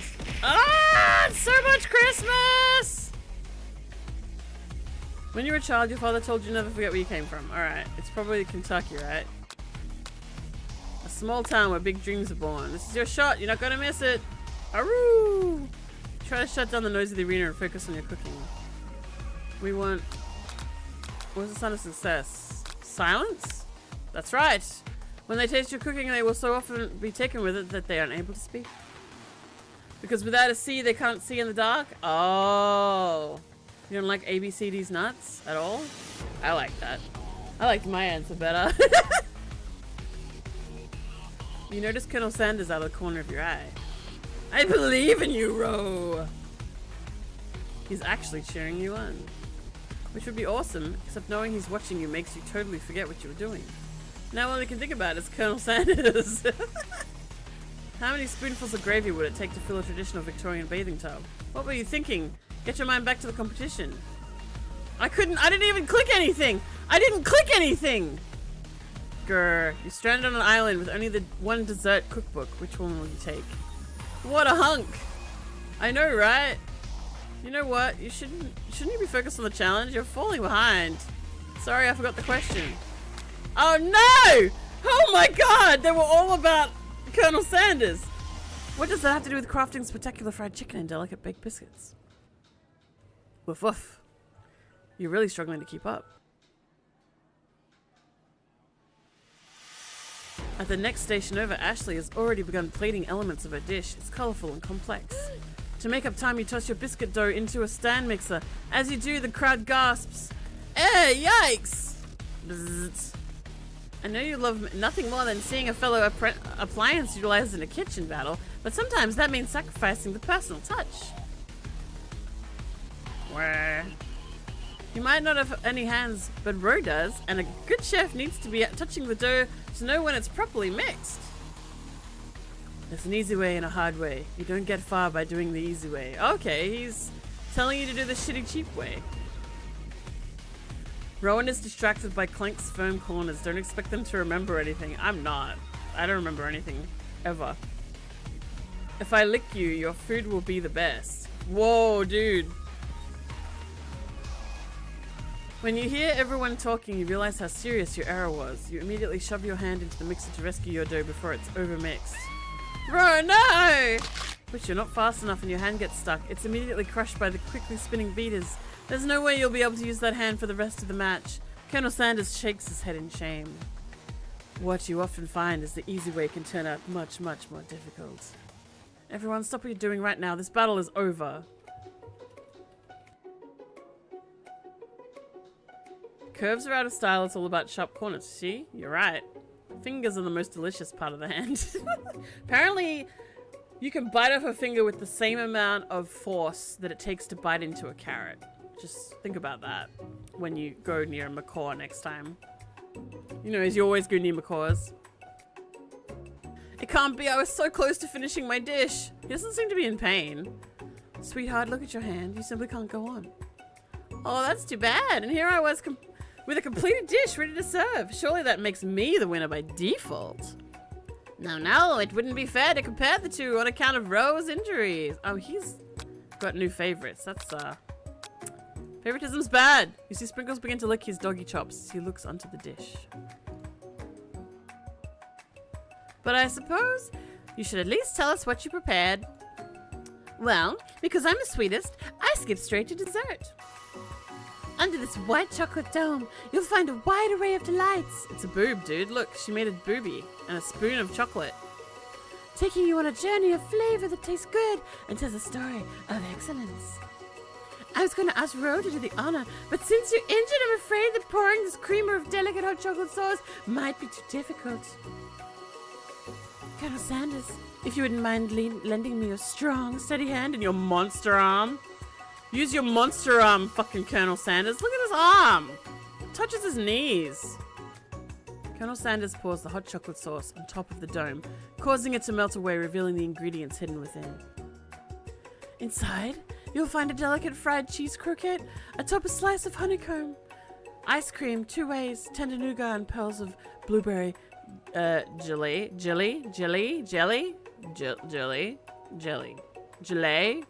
No idea. Why is there cheese in there? Colonel Sanders seems intrigued, but perhaps not impressed as he dips his finger in the chocolate sauce. Simplicity isn't your strong suit, is it, Ashley? Oh, you! Hee hee! As he places the sauce-covered finger into his lips, Ashley leans over and whispers something into his ear. A dab of sauce sticks to his mustache. Ashley's name is a tragedy. They actually mentioned it earlier on that she added an E to be annoying. Internalize the rage you feel. Put yourself between Colonel Sanders and Ashley. That's so desperate. I hate it. I'm going to internalize the rage, you know, like a normal, well-adjusted adult might. Your rage burns so intensely with your eyes that they burst into flames. Now I have no eyes and a mangled hand. The flames cause your eyebrows to catch fire and turn to ash, and they fall off of your face, which means people will have a hard time understanding your emotions for the rest of the semester. Perhaps forever. Embarrassed and ashamed by your poor performance, not to mention your crispy, fried brow, you run for the quad to be alone. The beautiful weather feels like an insult. Inside of you a storm rages. It's too late, DB. I was wrong. I should have had an Eiffel Tower, but I got, I don't know, eyebrow power. It's Colonel Sanders. He's probably here to tell you that he and Ashley are in love and have decided to get married. He won't even ask you to cater to his wedding because you're a terrible chef and an awful person. No eyebrows and a mangled hand. It's so hot right now. I'm nasty? Why? Because you pictured an Eiffel Tower with Colonel Sanders? You're welcome. You try to hide from him, but he approaches you directly. I know you're hurting right now. Not just from the devastating loss, but from that run-in with the mixer and that small fire. We should get that checked out. Yeah, I mean, my eyes did light up. I'm fine. Can't you just leave me alone? I'm a loser. I'm not fit to fill your fryer. Whoa. I'll never be a master chef. Failure is part of life. Not just for you, but for all of us. Do you think I've never failed at anything before? That's exactly what I think. Well, then think again. I wasn't always the man you see before me, enrolled in culinary school, incredibly handsome, successful, motivated. Well, handsome sure, I was born that way. But I've walked other paths and arrived at dead ends. Exactly. How my eyes are burned out of my head. I have no eyebrows and my hand is mangled. I'm a picture of beauty. I was passionate about life, but I failed as an obstetrician. Is this his real life story? I was passionate about justice, but I failed as a lawyer. I was passionate about livestock, but I even failed as a mule handler. That one was especially humiliating. Mules can be so cruel. I didn't know. People see my delicate ribbon tie and my well-kept beard and assumed that I've got it all together, which is true now, but it hasn't always been. Sounds like this guy could really use a hug. Yeah, I'm gonna go hug you with my burned out eyeballs and my lack of brows. I resolved that when I was going to amount to something. I resolved then that I was going to amount to something. No amount of hours, labor, or money could deter me from giving the best I had to give. You mean being a big, massive corporate entity? As Colonel Sanders changes focus, you can see something ignite inside of him. A burning passion. One has to remember that every failure can be a stepping stone to something better. And my new dream is pure. It's honest. It's corporate bullshit. It's something that a humble man in a crisp white suit can be proud of. Wacky even went and ordered some KFC because I played this game. What have I done? I'm a traitor. Sorry, that got away from me. I will create a new chain of chicken restaurants that will bring joy to the entire world and make up for my past misdeeds. Yay! Just as your moment grows intimate, you're interrupted by a threatening, shadowy presence. Battle-scarred from the night before, you prepare for the worst. It's the Spork monster! Borko? Oh, this is Borko. Berto, this is you. I'm sorry to say this is Borko, and he's the one with the book. It is I. I know I said I wouldn't be back, but after this whole fight to the death thing, maybe you really don't want to see me anymore, but... I just wanted to say that I was wrong to attack you and apologize. I know what it's like having to always look over your shoulder. Look how many eyes he has, be not afraid. Monster problems, am I right? Oh, he just called me a monster. He just called me a monster. Oh, thanks, Borko. I'm glad you're here. There are no hard feelings. Getting jumped by a giant creature in the dark of night can really rile a person up. I also wanted to apologize for the way I switched right into attack mode. Well, I mean, what could you do? I know that you're strong, and cooking school can put a person under a lot of stress. I actually used to go to the school. I wasn't always a Spork monster, you see. I don't believe it. You were human once? Well, no, I was a golden retriever. But I was still a student. Until one day, some mean kids with this magic spellbook cast a dark enchantment on me, and I was forever transformed. Oh my god, this is a good boy. This is a good boy. A magic spellbook. Precisely, I had procured a copy for myself, but somewhere along the way I've lost it. If you find such a book, I beg of you, respect it. Respect it or return it. You're a powerful chef, and shouldn't rely on such dark and evil magic. No, you should be protecting the innocent from those who would cheat them through sorcery and guile. I'm not gonna beat his ass. He looks delicious, but he's also a papa. I'm not gonna do that. If you need me, don't fear, I'll be there. It sounds like there are some bad cooks in the kitchen of life. Row! Together I am sure we can defeat them in the kitchen of life. Fuck off. Come back to my hideaway and we can discuss? Question mark. A personal invite. You can't imagine what Colonel Sanders' home must be like, but it sounds like you're about to find out. Stepping inside Sanders' home. He's a bearded baby! Stepping inside Sanders' home, surrounded by his things, you start to feel a special bond with him. Jesus Christ. It looks like you live such an exciting life, Colonel Sanders. Every day can be an adventure if you approach it with the right attitude. Long ago, I made the decision to never stop searching, never stop working, never stop imagining. Have you been working on any new recipes of your own lately? I'm always excited to talk about food with another ambitious chef. You just want to steal my recipes. Well, there is something. It's just a side dish that I've been tinkering with, trying to find the right balance of flavors and textures, but I'm not sure I've nailed it yet. But I'm close. Colonel Sanders' eyes perk up as he starts to wonder what dish you might be describing. Is it coleslaw? It's meant to pair with something spicy, or something crispy. Both, perhaps. Now you've got him right where you want him. Should you reveal your new creation to him or keep it a secret just for you? I'm gonna reveal it. Yeah, he is an industry thief. You decide that you're as ready as you'll ever be to share your original cooking with Colonel Sanders. Before you can talk yourself out of it, you decided to dive in head first. You reach into your lunch bag for a special dish that you've been keeping on ice all day. I present to you my original coleslaw. God, I nailed it. Literally, he is an industry thief. The shredded cabbage. The shredded cabbage dish glistens in the sight of Colonel Sanders' luxe hideaway. This is ridiculous. Magnifique. Together you chow down on the creamy slaw until it's just a spoonful remains in the bowl. I did call it. Do you mind if I hold on to the last bite? I'd like to have it around so that I can admire its taste later and think back on this moment. Bitch is gonna steal the recipe. He's gonna go in there with a boop boop machine or some shit. KFC coleslaw is terrible and you're doing the world a favor. Legit? I really dislike the coleslaw. You could offer to make him more, but he seems like a very sentimental kind of guy. That is fucking weird. Sure, why not? I thought that they were gonna have a romantic moment over the single last bite and like, I don't know. Please make yourself comfortable. I'll be back in just a moment while I steal your secret recipe.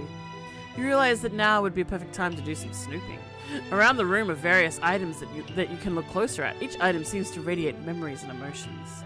Tap on an item to discover more about the Colonel. Oh my. You take a close look at the large urns. I picked it up by the sound of that. I picked up an urn. You take a close look at the large urn sitting on a nearby pedestal. There's a plaque on it. It's dusty. When you wipe it off, you can read the inscription. It says, "Here lie the ashes of all my past careers and business failures." Fuck. Poor guy. Tap on an item to discover. Let's do the candle. A scented candle. You pick it up and try to identify the smell. Power tool? It's even got like the Colonel's little tie. Freshly starched collar. Piece of wood floating in a lake. Ew! That would smell like turtles. Like, that's a great description. Everyone knows what turtles smell like. Summer of 69? No, it's the one of the secret recipe ingredients. It's... What is this secret recipe ingredient? It's way too long to become. What do you think it is? Do you think it's his audacity? Might be.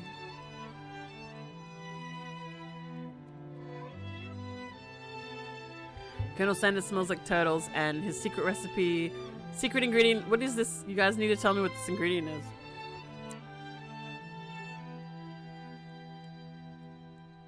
Roadkill? Yeah, roadkill.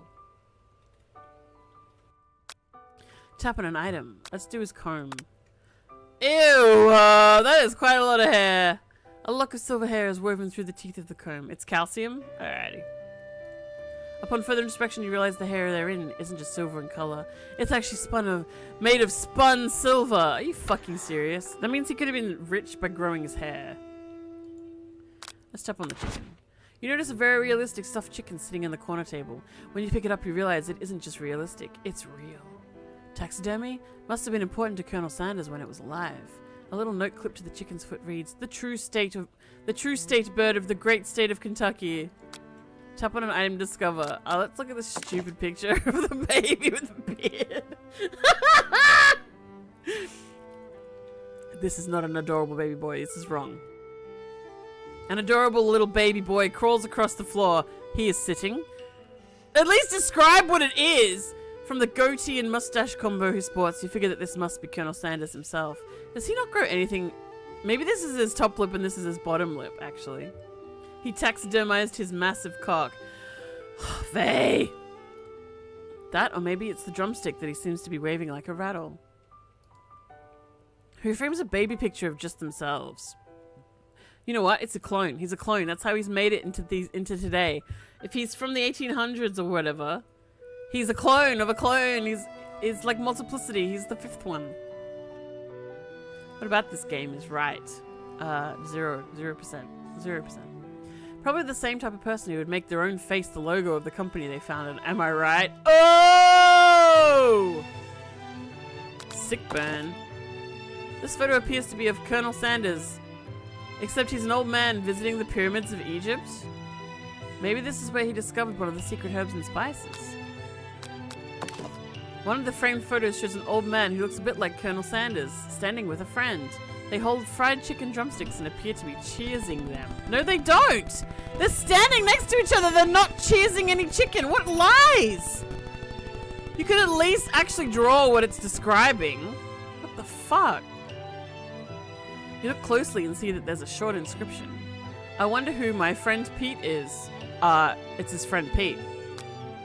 Let's look at the view.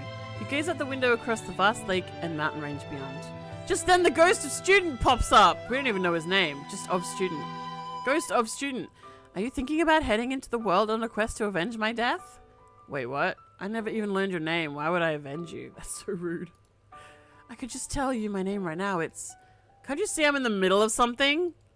You open the window a crack and the ghost of student is swept out with a breeze. Tap on an item to discover. Let's do the safe. This must be where he keeps the secret recipe. You think for a moment what number is important to Colonel Sanders. Then it dawns on you. As soon as you turn the dial 111111, the safe opens. Inside it you find a single note. Can chicken be prepared sashimi style? Absolutely not. Absolutely not. That's salmonella. Right in your face. Alrighty.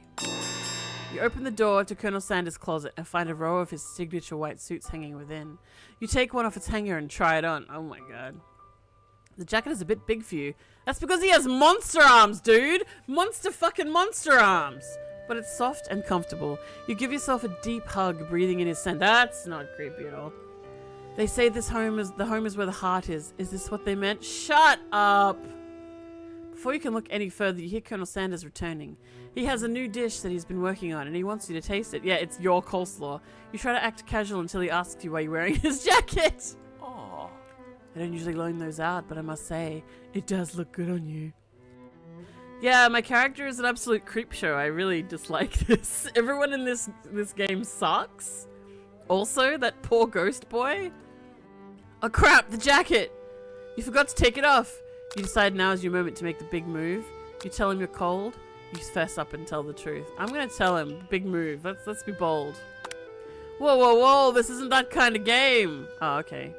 Not that we blame you for trying. Oh, okay. But still. Game over. What?! Are you serious?! Oh my god! Well, I'm bad at this game. I keep losing the game. Oh my god, skip! Fucking skip! Skip it. Oh my god. What the fuck? Skip, let's skip. Fuck off. Skip. What the fuck? I'm skipping. It's not skipping.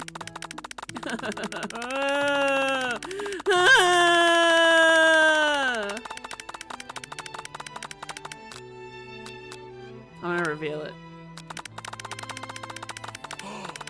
Oh my god. I have to click everything again! No! This bullshit! This sucks! Can I save? No. I have to get past this point or it's gonna end up being a fucking ghost bit again. Ghost bit. Monster bit. Oh my god, come on! Come on! Come on! Come on! You wanna kiss some ghost DB? We could! Let me just get past this stupid point and then we'll do it. Oh my god, so embarrassing. Tell him you're cold. I'm so sorry, I didn't mean to intrude, I just got a little cold and thought this might warm me up. Colonel Sanders smiles and scoots close to the fireplace. It's warm by the fire, why don't you come a little closer? Suddenly everything feels like it's moving too fast. Final exams are tomorrow, you should be thinking about what you're going to cook. I should be home studying. Overwhelmed, you take off the jacket and run for the door. But the thought of leaving Colonel in the midst of such an emotional breakthrough gives you pause. You stop yourself. Colonel? Yes, Ro. I honestly think this may be the beginning of something wonderful. I think you're right, we should take things slow. Yeah, slow because he's stealing a coleslaw recipe. And your mashed potatoes!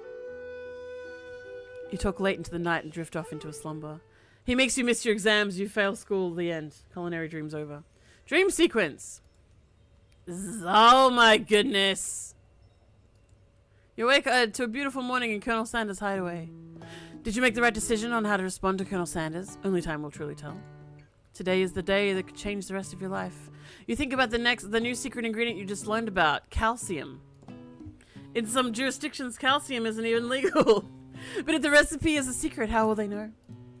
Your thoughts are interrupted when Colonel Sanders emerges into the room. He's holding a gorgeously plated breakfast and your mouth waters at the sight of it.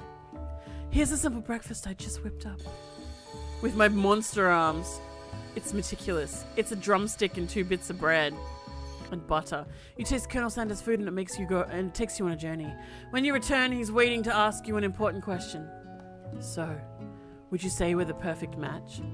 How presumptuous. My cuisine and your taste buds, that is. Such confidence, such grace. Could he be the world's greatest gift to cookery? flatter him. You know, I think we might make it a great team. Yeah, suck his dick. I mean, huh? Monster arms. That's right, monster arms. He even has monster arms as a child. A single tear begins to pool in the corner of his eye as he gazes out the window. You know he has to murder you now and take all of your secret recipes. And with it, his glory will grow and he will become the biggest corporate entity for chicken on the planet. Your death is just one stepping stone away. And with the right business partner, I know I can't fail. Business partner? Could he be talking to you? It's all happening so quickly. Overcome with emotion and confused by your feelings, you're on the verge of tears, unable to speak. The only answer you can find is to run out the door and get home. Why? There's still one more day of school after all. The University of Cooking School Academy for Learning waits for no one. Did he really just run out of the house after being asked if he wants to be a business partner? That's stupid. You get home to find something very surprising. Your best friend is there waiting for you. Get out of my room. Where have you been? Because I had one heck of a night. I've been desperate to talk to you about it and I couldn't find you. I got worried that something had happened to you. Do you know what? This might be a really good opportunity. Or should I keep going? Do you guys want me to keep going or should we kiss ghosts? Huh? Huh? Huh? Huh? Huh? Huh? Huh? I lost everyone. Everyone's gone. He's gone. Everyone's gone. Everyone's gone. Everyone's left me. I think it's time to kiss ghosts. Keep going? Jeff wants me to keep going? Alrighty. That's one. Well, we'll keep going until DB says something. I've been desperate to talk to you about it, but I couldn't find you. I got worried that something happened to you. It's okay, I was just... But now that it turns out you're fine, I can finally get you up to speed on the saga of Miriam. Sure, but... You will not believe what happened to me after school yesterday. I went on a date. I think I can believe that. Since I've been partnered up with Clank, he asked me to go out with him. Of course I told him, you better keep your dials turned to polite and respectful. I'm not that kind of girl. But he was just interested in spending some one-on-one time together and getting to know me. So I said, yeah, sure, I can get to know the little metallic guy. Long story short, he took me skydiving with his friends. What? But things quickly spiraled out of control. Did she say skydiving as if that's a typical first date to go on while talking with a talking pressure cooker? And now I'm not really sure where we stand. You don't give Miriam time to tell her whole story, however. Bottling up the details of your own night is just too much to bear. What an asshole. Just bust in on your own story. And I went on a date too. Dude. This is not how conversation works. You guys are all rude bastards. Back to Colonel Sanders' house, where I spent the night with him. You what? Nothing happened. But the emotional connection, wowzers. Okay, this alone means he needs to leave you right now. Miriam offers support to you no matter what you do. Why do I need to decide what Miriam does? I'm not Miriam. I'm Ro. Together with your bestie, you feel like you can do anything. When you arrive at school, you encounter your rivals in the quad. Hey, Tits is back, everyone. Get to slavering. You can tell from a distance that they're picking on Pop, though he himself might not quite grasp that fact. Because, you know, he's Pop. What's a swirly? It sounds delicious. Oh, it's great. I'll order you one right away. I'll have my swirly of Sprinkles, please. Haha, Sprinkles is a dog and a treat. You can get your swirly dipped too. Why don't you pick on someone your own size? Because I'm literally the biggest person at school. There's a horse that Colonel Sanders rides to school, but who would dare pick on such a gentle and beautiful creature? You got some nerve, Ro. Suggesting I pick on a defenseless horse? Oh, I'm covering her giblets? Sorry, hang on. Hang on, that's not right. Let me move. How indecently rude of me. Yeah, I'll go to the middle. How's that? And you can see her popping thighs. She is getting strangled by those fucking trousers. That's fine. Enjoy. Now you're twisting my words and I won't have it. You clench your fist, but the injury from yesterday's mixer accident makes you wince with pain. Doesn't look like you can go on cooking like that. Might as well give up. I'll never give up, ever! Colonel Sanders arrives just as it appears things are getting close to boiling over. A naturally intuitive person, he senses that something's been going on. Is everyone excited for their final day of school? Ro, how's that hand feeling? I'm sure you'll be back in fighting form by this afternoon. Aren't you concerned about my hands, Colonel? Yesterday I almost broke a nail winning so hard. Technically, I don't believe a winner was decided, but your presentation was quite impressive. What is he doing complimenting her? But what about the flavor of my delicate, warm, gooey chocolate tits? It was clear you're passionate about your food. How your food is received. That's a lot of words to say it was bland. Excuse me, Ro. I am more than capable enough to speak for myself. Woof! Maybe you should tell me more about your thoughts as we walk to class, Colonel. I'm always interested in discussing the fine art of fine foods. Uh-oh. See you inside, Ro. Oh my god, he just left me with Ashley. No. Well, I'm moving my face back now. Back we go. Back to the corner. Back to the goblin corner where I will probably break free. Annoyed by Colonel Sanders' inability to see Ashley for who you know she really is, you walk across the quad to get some distance. In an attempt to distract yourself from how slighted you feel by that interaction with Ashley, you take out the spell book you recovered yesterday and start flipping through the pages. Whoa, that's that book? It looks like bad news. It's just something I found lying around. It would appear to be some sort of grimoire, but I don't really believe in that magic stuff. A grimoire? It looks like a book of spells. That's what that is. I don't know. Who would spend so much time decorating a magic book if it weren't really powerful? I mean, lots of people. I can think of one surefire way to find out. You open to a page covered with arcane warnings. Cast only in case of extreme emergency, it says around the edges of the page. I could use this spell here. That says it will erase anyone I choose from all of my memories.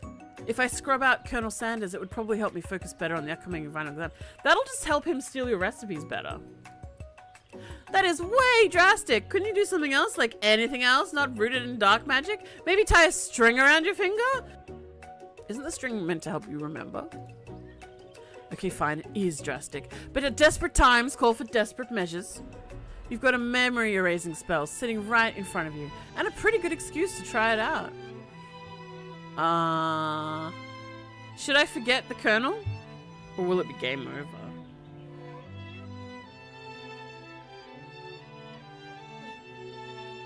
What do you guys reckon?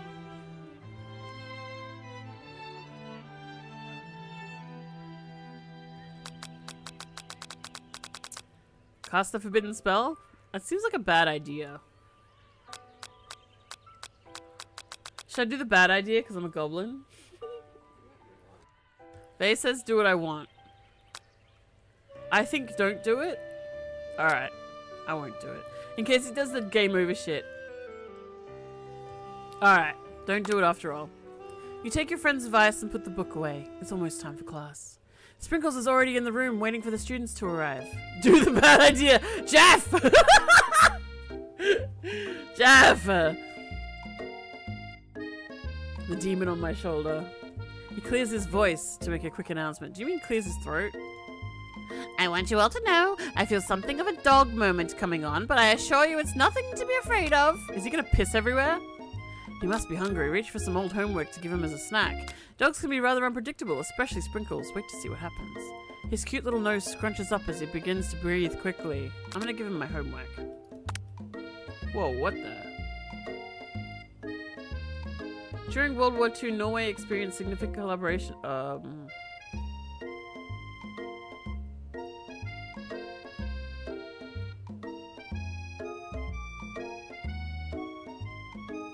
What the fuck? Interesting though. You reach into your backpack and grab some homework from last semester that you forgot to turn in. Sprinkles immediately goes for it and gobbles the sheet of paper like it's a piece of fresh chicken rawhide. Ahem, apologies for the outburst. I know it seems cliche, but not much in this world satisfies like ungraded homework. My Ro, were you studying something with cinnamon? I've been sitting in on a lecture series around the art of cake baking. How insightful. This actually brings up an important point. Thank you, Ro, for reminding me to dole out this indispensable bit of wisdom. You see, before he can go any further, Miriam's love drama spills over into the class. Sprinkles is interrupted by whirs and sparks coming from the back of the room. I told you to save it for after class. Bzzzt, bzzzt. You think I wanted to be thrown from the plane strapped to a stranger? Miriam and Clank appear to be arguing, but you still haven't learned to speak Clank's language of mechanical noises. Wah. But no, you had to show off to your cool kid friends Jeff and Joan, J and J forever. What, just form a triangle in midair as we descend? Triangles are the strongest shape, don't you know? Bzzzt, bzzzt. Yeah, well, that doesn't make it a great day. Beep, whir. Then take Jeff and Joan with you. You can all hold hands as you pedal down the mountain or off a cliff for all I care. Sad beep. Clank begins to shudder. Steam pours out of the gaps in his panels, and then a loud ding stops him in his tracks. He's pregnant! He's gonna spit out their baby!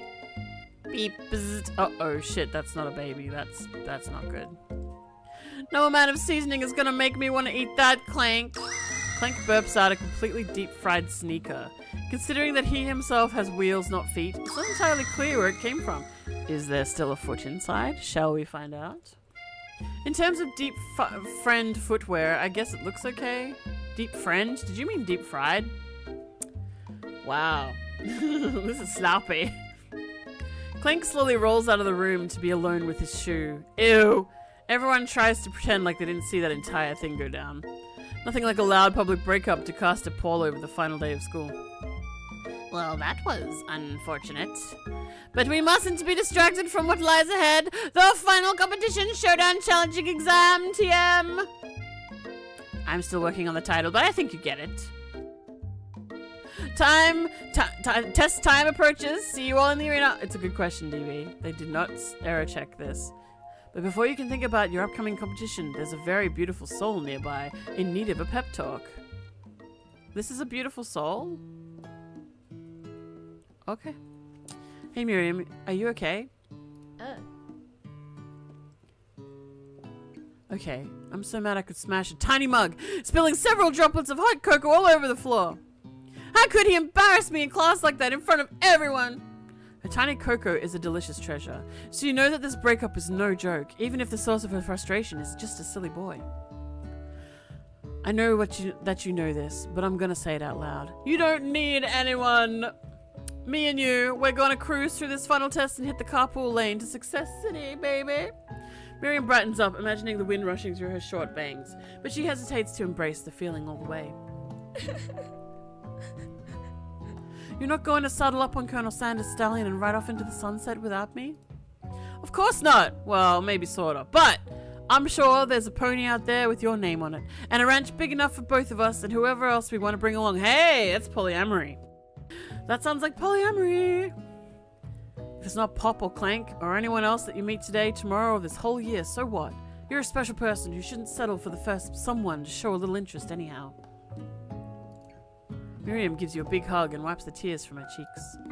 I should really review my menu for today. I'm going to make a very special soup. And I bet that Professor Doug is going to love it up. Love it up. Love it up. Do you mean lap it up? Lap it up.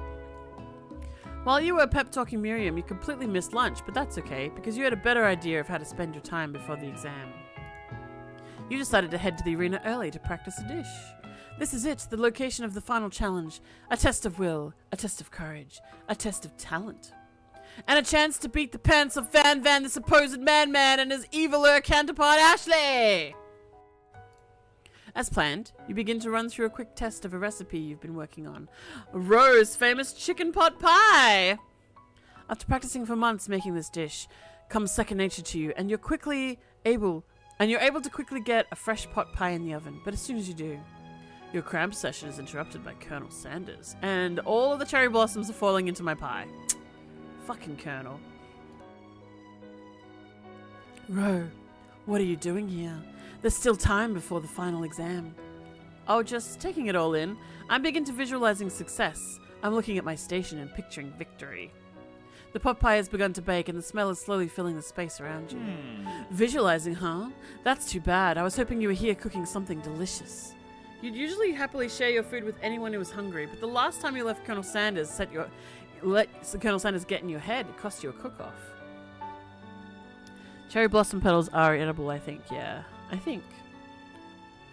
You decide that it's time to put your cooking above your romantic desires, but that decision gets hard to stick to when the oven timer goes off behind you. I'm gonna fess up about my practice dish. Okay, you got me. I'm doing a little bit more than visualizing. I know. My nose can smell a pot pie from 400 yards. Why? Why is that your skill? That's an oddly specific distance, but you'd expect nothing less from such an oddly specific man. You knew it was pot pie just from the smell. I like rose petals too, because Turkish delight. Not just a pot pie, but a chicken pot pie with an all butter crust. And my nose is telling me something else. Oh no, is it burning? Ah, no. I can smell that it was made with a heaping helping of TLC, the band, 3 women, all in a pie. But it'll probably start burning any second if you don't pull it out. The moment of truth! Wow. Oh, wow! It's the best pot pie I've ever tasted. I've always loved country cooking and could eat this all day. There's no time left. The final showdown is about to begin. Sprinkles lays down the ground rules. There are no rules, that is, except to cook with everything you've got! You step up for the cook-off of a lifetime. That music again. Hell yeah. You decide that mac and cheese, plus the pot pie you've been practicing, are just the dishes that will push you over the edge to victory. I was trying to look up a flower in the weird desert from earlier, but I think it's just a fake anime flower. Desert rose? Cactus flower. What's the flower from the desert? I'm curious now. Meanwhile, both Van and Ashley are preparing wildly elaborate dishes, per their usual over-the-top selves. Miriam has a giant magnifying glass and several sets of tweezers. She's definitely prepared to go big going small. Oh, are we in ad jail? Oh, we're in ad jail. I should wait. Alright. Colonel Sanders seems to be harvesting his 11 herbs and spices, but he's trying to find a way to improve on something perfect. His original recipe registered fried chicken. Oh, dessert! Weird dessert. I'm sorry. English is a dumb language, Willie. Help me out. It's hard. That's what she said. The intensity in the room starts at a full 10 out of 10 with a frenzy of action. Everyone is calling out cool, special cooking moves as they prepare their food. Wow, this is getting serious. Colonel Sanders batters his chicken as it levitates through the air. Egg wash! Why is there an R in there? Miriam furiously injects ingredients into itty-bitty pot of broth. Best friend, Basta Blaster. Wait. That sounds filthy. Van flexes his pectorals as he chops open a sea urchin. Let's rock and roid. Ashley scoops her pastries off the tray with lightning speed. Shallow personality spatula! Even Clank gets in on it. Whoa, he can speak! 5-dial pressure point chicken cooking technique. Wait, when did Clank learn to speak English? It's the singularity, as was foretold. We mustn't let it happen or the appliance uprising will take us all. Self-destruct. Van quickly unplugs Clank and rolls him out the back door of the arena. As you frantically prepare your dish, you notice Ashley has her spell book out. Is she going to use some dark magic to turn the tide? There was a drug reference? Did I miss it? I'm a baby. Sometimes I miss this stuff.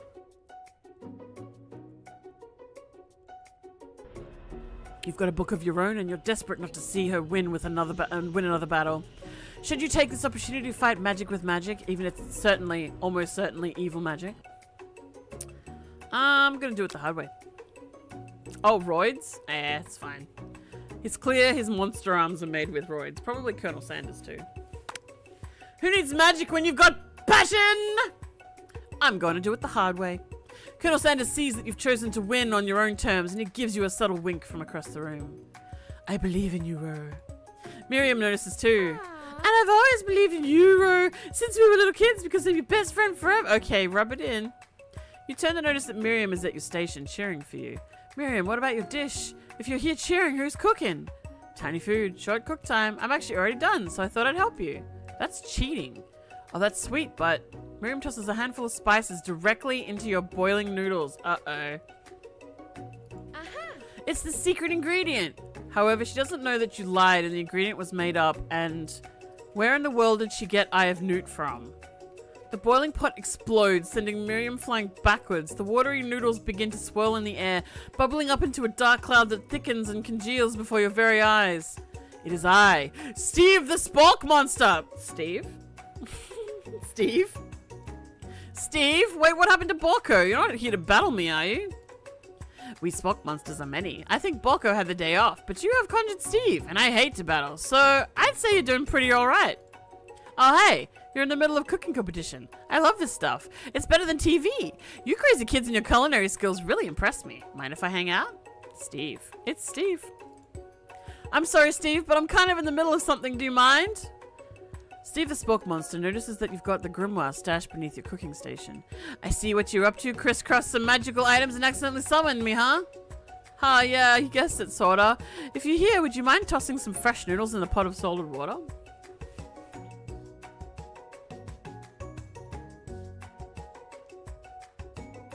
What added H in Roid Rage? I'd love to. I've always wanted to be a top chef, actually. You know, when I was just a little Spork pup back in the old country. I guess he's not a golden retriever. You can feel Spork Monster winding up to tell a very long and involved story. You don't know exactly where they came from, but it seems like it was probably lonely there. Actually, you know what? Maybe you should watch from the stands. I really need to focus on this competition. I understand. It's kind of like that time in Monster School when I'd fallen asleep during scare text class, and when I woke up, you toss a serious stare at Steve, and he takes the hint. Oh, Hroid. Never mind, I'll tell you later. Good luck. Having suffered this huge setback, you don't know how you could ever win. You summon extra power from deep down within yourself. Yeah, I'm not dropping out of culinary school. I can do this! I have what it takes! I came here to win. Oh, hemorrhoid rage. Hilarious. Butt rage. Your hair turns mac and cheese orange as culinary energy flows through your body. I'm a Super Saiyan. Super spelled with like S-O-U-P. Super Saiyan. My heart is pure! My hands are steady! My taste buds have been preparing their entire lives for... Yes, Ro, you are the chosen one. You will avenge me. The power you've been summoning immediately fades back out. You interrupted my inspiring monologue! Sorry. My heart is pure, my hands are steady. My taste buds have been preparing their entire lives for this moment. I will show the world my cookery! You begin to levitate off the ground. Energy courses through your body. You know what? You know that with this power you can do anything. Except turn back time, which would be super useful because while you were powering up, the chicken pot pie overcooked in the oven and can't be served. But don't worry, dear Ro. You may have suffered some setbacks, but all is not lost. Impressed with your fortitude, Colonel Sanders decides you have earned his support. I've been watching you today, and I must say, I'm truly impressed. You've been thinking on your feet and rolling with the punches. Holy shit, this is metal. Listen to this. Thrashing.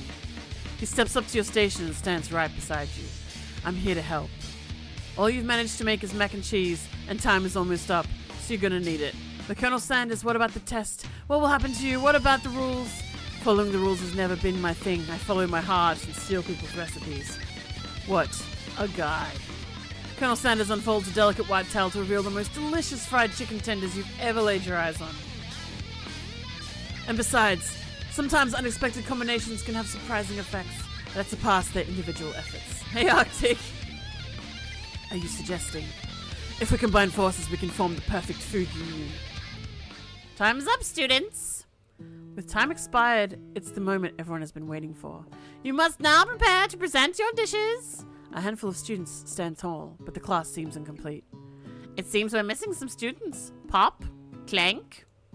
From off screen, you hear a pure and innocent giggle that can only come from one student.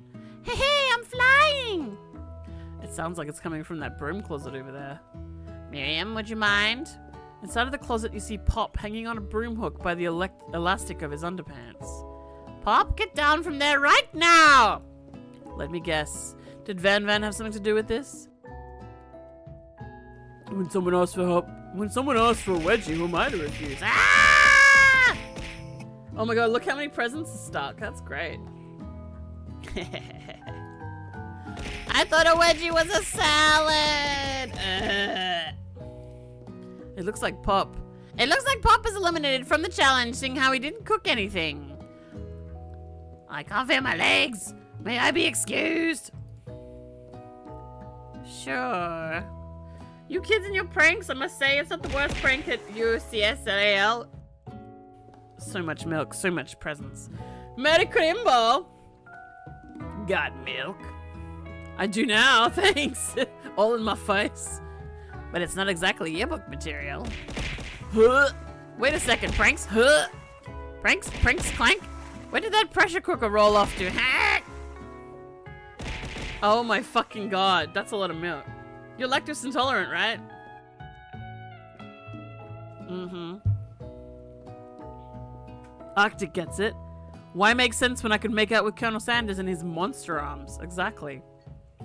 You wait to hear a signature word beep or other onomatopoeia, but there's none. Somehow he must have got unplugged, I guess. We'll have to figure that out later. Oh my god. I think that Van must have killed Clank. That leaves only 4 remaining students. Please collect your final projects. Yes, it has been a long semester. Wow, 3 whole days long. But after days of hard work, the time has come for me to eat. Miriam, please step forward. I don't think they've learned anything. They come in, they talk to Doggy, he eats homework, they go to lunch, then the day is over. There's like no actual lessons. Now describe your dish. I've made tender udon noodles and savory soup. Holy shit, that's adorable. My word, it's so delicate. Is that a teeny tiny Naruto maki I spy afloat in the itsy bitsy bowl? Yes, chef. Please call me Sprinkles. Chef was my father's name. Yes. Yes, Sprinkles. And some green tea made from baby tea leaves that I picked myself. Are you all lactose intolerant except for me? Vey is too. You're all of you. Weak! Says me. You're all genetically weak except for me, who I'm flawless and definitely not absolutely crippled with all kinds of bullshit. Sprinkles carefully sniffs around the dish before opening his mouth and letting just the tip of his pink dog tongue dip into the bowl. Sublime! Would anyone else like a taste? Ew. Oh, come on. I'm not one of those dogs who doesn't floss. I even have really cute electric toothbrush for dogs. Fine. I'll enjoy it all by myself. Dude, you eat shits. You're a dog. All dogs eat shits. Yay, Arctic. We're in the let's ignore every other problem box together. There's not much room in here, though. And in a flash, the entire meal has been devoured. Not that it took much. It was less than a thimble worth of soup. A+, really do I taste a dish with as much love poured into it as yours. Miriam is overjoyed. She gives you a huge hug. Thank you, Ro, for helping me to believe in myself. Van, you're next. Now describe your dish. I made uni over smooth egg custard in an axe helm. Urchin shell topped with caviar. That looks fucking gross. I mean, it's probably really tasty. Yeah, she's eating shit, dude. If she's licking a butthole, she's eating turds. Disgusting. Disgusting. Did you skewer one type of urchin with spines from a second, different colored type of urchin? Yes, Sprinkles. A bit much, don't you think? That's exactly why I did it. A bit much is my kind of brand, doesn't it look cool? Sprinkles leans in to sniff the uni. But he can't get his nose close on account of all the spikes. He begins to pour at it erratically, causing the custard to slosh around. Woof woof! Please be gentle with my cuisine! Grrr. Finally, Sprinkles goes all in, tongue first, but he can't get past all the needles. He reels back as his tongue is poked and prodded. Ouch, my tongue! Also, this guy's like mid-jump at all times, and his ankles are Oh, no, these are horse legs. This is the ankle part, and he must have hooves all the way down here. The professor appears to be having an allergic reaction to the sting. I can't eat this! It keeps poking my tongue! Disqualified! A stunning turn of events. Who would have thought that serving food in a bowl made of needles could make it difficult to eat? Dejected Van does not go gentle into the night. Disqualified for glamour! Don't discount simplicity. This isn't the last you've heard of me! Yes. Comb it up, straight up. Good. Before forcing us to endure his swollen tongue for another moment, Sprinkles graciously laps at a bowl of milk. I know, yeah, I'm a dog and I drink milk, get over it. Sometimes it helps calm my agitated tongue, and also you'll shit. Next student, Ashley, it's time to step up. Now describe your dish. I made orange blossom Turkish delight in a light rosewater syrup, topped with French meringue and connected by sugar glass. That actually doesn't sound too bad. Indeed. It's quite delightful. However, I ask that you please refrain from eating it or attempting to taste it in any way. It's very fragile and meant to be a display piece. Don't eat the food at a cooking school. Got to toast in your ears or something, Ro? I told you, it's a display piece. Actually, I must say it is beautiful. However, this is a cooking competition at a cooking school. Yeah, which is why I cooked it and did an extremely good job cooking it too. I didn't realize that we were having an eating exam. If I wanted to be judged on eating, I'd go to the College of Eating, School for the Hungry. I suppose you could smell it if you absolutely insisted. But don't breathe too hard, you might disrupt the sugar spiral. If the food cannot be eaten, it cannot be judged. You are disqualified. Rage overtakes Ashley, and she finally cannot keep her two-faced routine up. You wouldn't know high-end cuisine if it cooked you! And with that, Ashley storms off to rededicate herself to being the best, but this time without being shackled by trying to be fake nice and liked by everyone. This isn't the last time you've heard of me either. If this class gets much smaller, I'll be teaching myself. You and Colonel Sanders, the final cooks, step up together. Two chefs? What began as a bowl of delicious mac and cheese has become something else. He examines it closely, sniffing and eyeing the bowl. Uh-oh. I don't have a good feeling about this. From somewhere in the room, a literal drum roll plays. Just when I thought I've seen everything in this kitchen, you give me this thing. And completely blow me away. In my 49 dog years of life, I have never tasted anything so delicious and perfectly balanced. He's 49, huh? What's that? 8? No. Wait. 7. He's 7. Maths. Goblins don't do maths. It's so delicious, in fact, that everyone passes the class. No. Don't give them a pass. You pass, and you get a pass. Bees! Everyone gathers around and partakes in the mac and cheese bowl. None of them know about COVID safety, and so they all catch it. They all seem to transcend this reality into another dimension. You win! Together, you and Colonel Sanders have made a new menu item. The new menu item is so impressive that even Van and Ashley are drawn back into its magnetic fragrance. When they gaze upon your mac and cheese bowl, they admit that you are indeed an excellent chef. Sprinkles declares that you have passed. Everyone has passed. There were supposed to be more battles, but come on, how could there be better than this one? Now the school year is complete and everyone has graduated, the students return for one last assignment, to get their groove on. The cafeteria has been completely redecorated in order to serve as the site of the school's graduation dance. Compared to the massive high-tech cooking area, the humble decor seems downright cute and cozy. We don't have KFC mac and cheese down here. Australia doesn't have that. DJ Dog is in the house! Ow, ow, ow, ow. Okay, great. It's like the end of every, 3D animation in the early 2000s where they all ended with a fucking music number. You knew that Sprinkles was a master chef, but also a world-renowned turntablist? Who says you can't teach an old dog new tricks? Van and Ashley tell everyone, hey, look at this outfit here. Her pockets are coming out the bottom of her trousers because they're so short. Whoa, so are his. Van and Ashley tell everyone that they've committed themselves to righting the wrongs they did while they were villains. Why? Just because they ate mac and cheese? For a moment, you actually believe them. Yeah, man. Then another haunting. No ghosts allowed at graduation is clearly written in the school bylaws. Oh my god, this poor guy. I was never actually a ghost. It was all a trick to get you to finally notice me. Oh. Oh, amusing.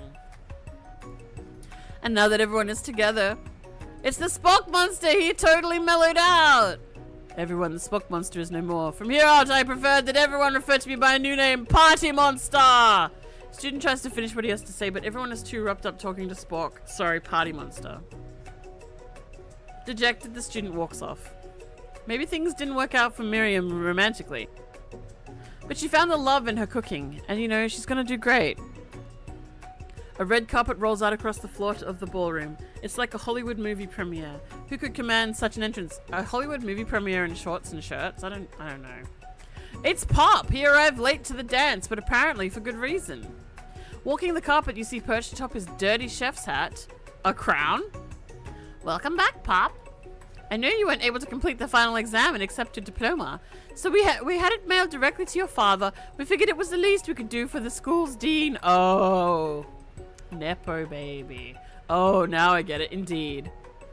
And we get a new wing on the school, not to mention the honor of educating the son of the chancellor and such. The music of the dance is interrupted by the sound of sparkling and of electrical hissing. It's Clank, who has arrived late to the dance. Yeah, that means that buddy ghost was in my bedroom. And also he followed me to the colonel's house and broke in. If he wasn't really a ghost. Call the police. Now that I have graduated, I can reveal my truth. Whoa, he's still doing the talking thing. I am Clank, and I am not of this earth. I am actually from a faraway planet in another dimension. What? What? I actually feel like I knew this the whole time. Now that I have learned the ways of your kind, I must return. Miriam, will you come with me? I don't know what to say. Say fucking no. How are you gonna make tiny food on a weird planet? Besides, no, obviously. I have just begun to learn who I really am. This isn't the time for me to devote my life figuring out who you are, Clank.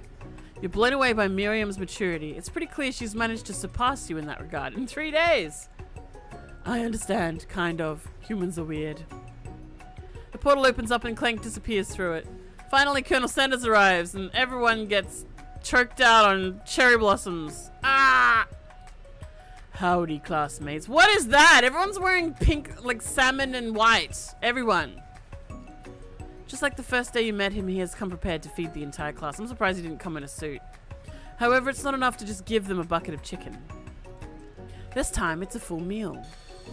I didn't get to be the most famous chicken man in the history of chicken and man by not reminding people to go out and buy my chicken. You did it early! Wacky! You failed the assignment! You bought it early!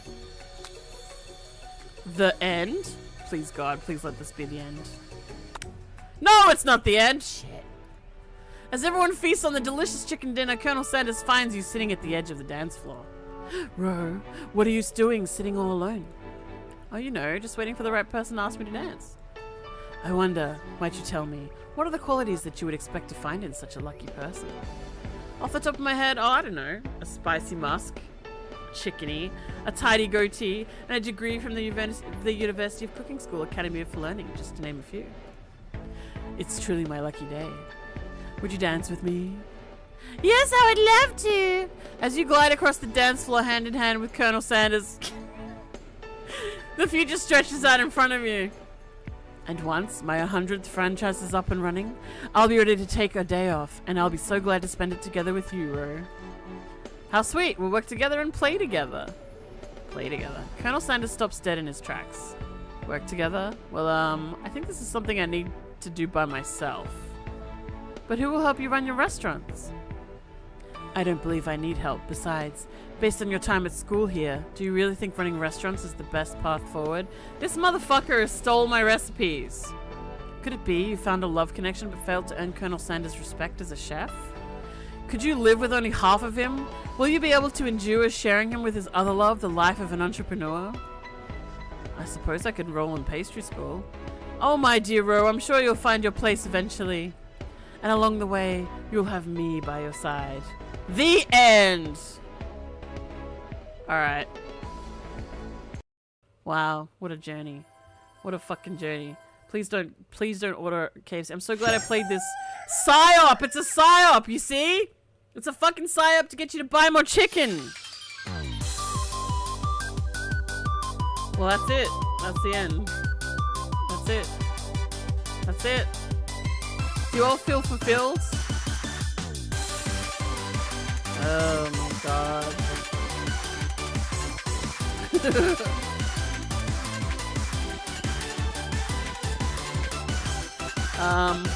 So